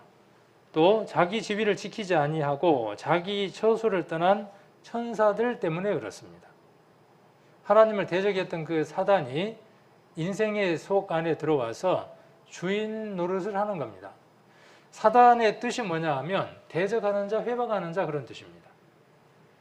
인간이 인생 스스로 하나님을 대적하는 것 같지만 그 안에 그를 주장하는 또 다른 영이 있어서 그가 하나님을 회방하게 하는 겁니다. 대적하는 말을 하게 하는 겁니다. 자, 그래서 여기 이 사람들은 그런 사람들을 이야기하는 겁니다. 회방하는 사람들은 그런 사람들입니다. 또 저희는 이성 없는 짐승같이 본성으로 아는 그것으로 멸망하느니라. 이 회방하는 자의 영이 그 사람 안에 들어오면요, 특징이 어떻게 되느냐 하면 짐승 같은 삶을 사는 겁니다. 누가 그렇게 만드는 겁니까? 이 회방하는 자의 영이 사람 안에 들어와서 사람의 가치를 어떻게 만들어버리는 거죠? 짐승처럼 만드는 겁니다. 하나님의 영은 우리 안에 들어와서 어떤 일을 하시느냐 하면 우리가 존귀한 자이고 하나님의 사랑을 깨달아야 하는 자라고 하나님의 영은 우리 안에 들어와서 이야기를 합니다. 능력으로 이야기를 합니다. 자, 그래서 뭘로 지금 살아간다고요? 이성 없는 짐승같이 본능으로 아는 그것으로 살아가는 겁니다. 사람의 본능이 뭘까요? 마슬로우가 이야기했던 것처럼 욕구 단계가 있습니다. 사람의 제일 밑에 욕구 단계는 뭐냐면요, 짐승하고 별 차이 없어요. 먹고 마시고 싸는 겁니다. 본능에 충실하는 겁니다. 사람이 가장 밑단계의 요구만 충족시키고 살아간다면 그 사람을 가리켜서 우리가 뭐라고 이야기하느냐 하면 짐승 같은 놈이라고 이야기를 합니다. 자, 어떤 사람이 짐승 같은 놈이냐? 놈이라 그래서 좀 죄송하지만 어떤 사람이 이성 없고 본능으로 살아가는 사람이냐? 오늘 말씀에 기록되어 있는 것처럼 먹고 마시고 장가가는 일에만 관심이 있는 사람. 지금 시대의 사람들은요, 먹는 것에 올인합니다. TV 프로 한번 봐보세요. 먹는 것 찾아서 돌아다니는 겁니다. 그렇죠? 먹는 것 찾아서. 그 다음 뭐예요? 눈에 보이는 것 찾아서. 그 다음 뭐예요? 귀에 들리는 것 찾아서. 그 다음 뭡니까? 편하게 누이는 것 찾아서. 지금 시대의 화두가 뭡니까? 그런 시대로 가고 있습니다. 예전에 제가 어떤 얘기를 들었더니 어느 나라는 일주일 동안만 일하고 일주일 중에 5일인가 일하고 이틀은 그 돈을 갖고 놀러 다닌다. 저축 안 한다. 뭐 그런 어느 나라의 얘기를 들어본 적이 있는데 우리나라도 곧 그렇게 되어져 갈 것 같아요. 먹고 마시고. 근데 지금 장가도 안 들어. 왜 장가를 안 갑니까? 짐승도 하는 그 일을 포기한 거예요. 짐승도 하나님 말씀에 순종해서 생육하고 번성하는 그 일을 하며 살아갑니다. 근데 짐승만도 못한 일을 하고 살아가는 겁니다. 장가도 안 들어. 여기 지금 장가로도 가는데, 장가가고 시집도 가는데. 자, 누가복음 19장 29절로 31절에는 너희는 무엇을 먹을까 무엇을 마실까요? 구하며 근심하지 말라. 우리 어제 배웠던 말씀이죠. 공중의 새도 들의 백합과도 하나님 먹이신다 그랬어요. 이 모든 것은 세상 백성들이 구하는 것이라 너희 아버지께서 이런 것이 너희에게 있어야 될 줄 아시느니라. 31절에 오직 너희는 그의 나라를 구하라. 사람들이 어디에 관심이 있는 게 죄예요? 심판받을 문제예요? 그의 나라에 관심이 없는 거예요. 그러니까 어디에만 관심을 두고 살아가는 거죠? 짐승처럼 땅에만 목적을 두고 살아가는 겁니다. 이성 없는 짐승처럼 살아가는 겁니다. 먹고 마시는 문제. 그 문제 누가 다 해결하신다고요? 하나님이 다 해결해 주신다고 약속하신 것을 듣고도 믿지 못하는 것이죠. 자, 사단은요, 아주 독특한 특징을 갖고 있습니다. 사람이 하나님의 사랑을 입지 못하도록 방해하는 자가 누구냐 하면 사단입니다. 그래서 영적으로 더럽히기 위해서 애를 쓰는 존재가 누구냐 하면 사단이 하는 일입니다. 자, 7절 한번 봅니다. 7절. 유다서 7절. 소돔과 고모라와 그 이웃 도시들도 저희와 같은 모양으로 간음을 행하며 다른 색을 따라가다가 영원한 불의 형벌을 받음으로 거울이 되었느니라. 자, 그래서 소돔과 고모라라고 하는 그 이웃 도시에 대한 이야기를 하면서 창세기 19장에 나와 있는 얘기를 지금 유다서에서 이야기를 하고 있는 겁니다. 그 소돔과 고모라라고 하는 성이, 소돔이라고 하는 말의 뜻이 어떤 뜻이냐 하면 동성애를 하는 곳, 그런 뜻입니다. 소돔미라고 하는 말에서 나온 말입니다. 그래서 소돔과 고모라라고 하는 그 이웃 도시들이 무엇을 행했던 도시냐 하면 간음을 행했던 도시다. 그런데 어떤 간음이냐 하면 다른 색을 따라가는 간음이더라, 그 말이에요. 다른 색이라는 게 뭐겠어요? 다른 색이라는 게 뭐냐 하면 남자가 여자로 관계를 갖는 것에 만족하지 않아요. 결혼한 남자가 결혼하지 않는 여자나 또는 처녀를 두고 품으려고 하거나 어떤 행위를 했을 때 간음이라고 이야기를 합니다. 간음이라고 그랬어요. 그런데 누구처럼 소돔과 고모라처럼 같은 모양으로 간음한다 그랬어요. 그런데 어떤 간음이냐 하면 다른 색을 하는 간음이다 그랬어요. 그래서 남자가 남자와 관계를 갖고 여자와 여자가 관계를 갖는, 그리고 무엇까지의 관계를 이야기하느냐 하면 짐승까지의 관계도 같습니다. 수간이라고 하는, 남자와 남자끼리 여자와 여자끼리 짐승과 어울려서 관계를 갖는. 사단은요, 성을 하나님이 인생에게 주신 생육하고 번성하고 사회를 이루는 가장 작은 공동체, 가장 튼튼한 공동체를 만들어서 하나님은 번성하기를 원하시는데, 사단은 그 성을 무엇으로 비틀어 버렸냐 하면 쾌락의 도구로 비틀었습니다. 정욕의 도구로 바꿔버린 겁니다. 그 대표적인 도시가 어디라고 이야기하느냐 하면 소돔과 고모라라고 이야기를 합니다. 세상이 간음으로 가득 채워져 가거나 성적으로 물레내져 가면 사람들은 뭐라 그러냐 하면 소돔과 고모라처럼 되어 간다고 이야기를 합니다. 어디서 들은 것은 있어가지고. 자, 이 소돔과 고모라도 실제 존재했던 도시라고 하는 것을 발견했죠. 소돔과 고모라 성을 찾았습니다. 소돔과 고모라 성을 찾았고, 지금 여기 보시면 유물을 발굴하고 있는 장면도 있습니다. 사해 근처에서 나온 소돔과 고모라의 유물을 살피고 있는 고고학자들이, 성서 고고학자들이 있습니다. 자, 그리고 이것은 그 고고학자들이 그곳에서 소돔과 고모라가 불과 유황으로 타는 못에 심판을 받았다고 되어 있는데, 창세기 19장을 한번 보겠습니다. 창세기 19장 23절.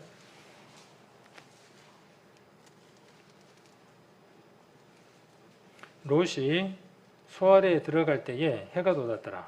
여호와께서 하늘 곧 여호와께로서 유황과, 여기 유황이라 그랬죠. 유황과 불을 비같이 소돔과 고모라에 내리사 그 성들과 온 들과 성에 거하는 모든 백성과 땅에 난 것을 다 엎어 멸하셨더라. 롯의 아내는 뒤를 돌아본 거로 소금 기둥이 되었더라. 아브라함이 그 아침에 일찍 일어나 여호와 앞에 섰던 곳에 이르러 소돔과 고모라와 그 온들을 향하여 눈을 들어 연기가 옹이점 연기같이 치밀음을 보았더라. 소돔과 고모라가 불과 유황으로 타는 심판을 당했다, 이렇게 이야기를 하고 있는데, 아까 신문에 실제로 그렇게 되어졌다라고 이야기를 하고 있고, 여기는 그곳을 고고학자들이 가서 지금도 그곳에 유황 덩어리들이 있더라는 거예요. 그래서 그 유황 덩어리를 가져다가 연구소에 보냈어요.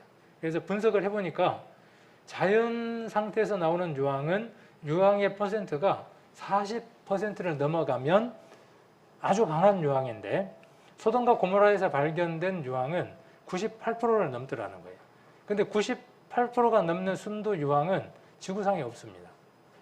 지구상에 있는 유황이 거기에 뿌려진 게 아니라 아까 하늘로서 하나님이 불과 유황을 비오듯 내렸다고 했고, 하나님의 특별한 방법에 의해서 그곳에 유황이 쏟아졌던 것을 말하고 있습니다. 여기 잠깐 한번 보시겠습니다. 한 게 있다는 것은 유황입니다. 하나님이 불과 유황을 이 도시에 비처럼 내렸다는 것을 보여주는 것입니다.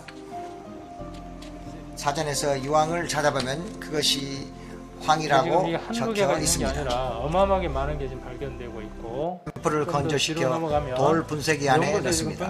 그리고 디스크판 위에 놓고 압력을 가한 다음 기계에 넣어 엑스레이로 일종의 정량 분석을 했습니다. 각 샘플은 따로따로 분석실로 옮겨집니다. 놀라운 결과가 나왔습니다.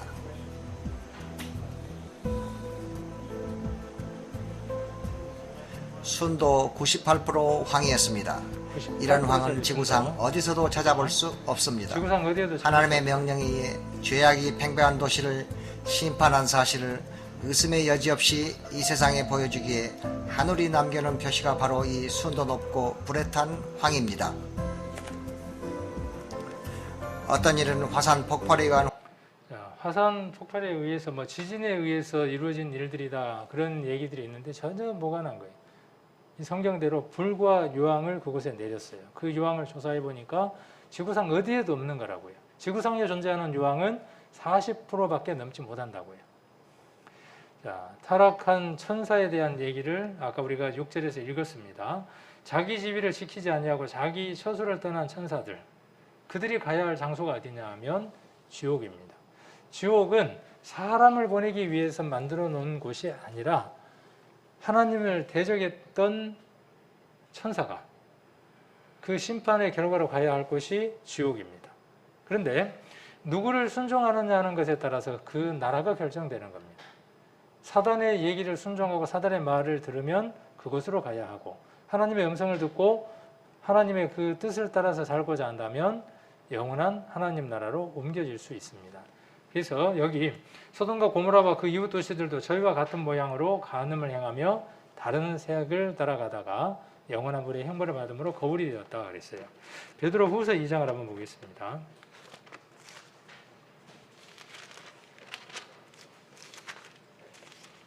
지금 우리가 노아 홍수 얘기라든가 소돔 고모라 얘기는 3,500년 전에 기록된 사건이었죠.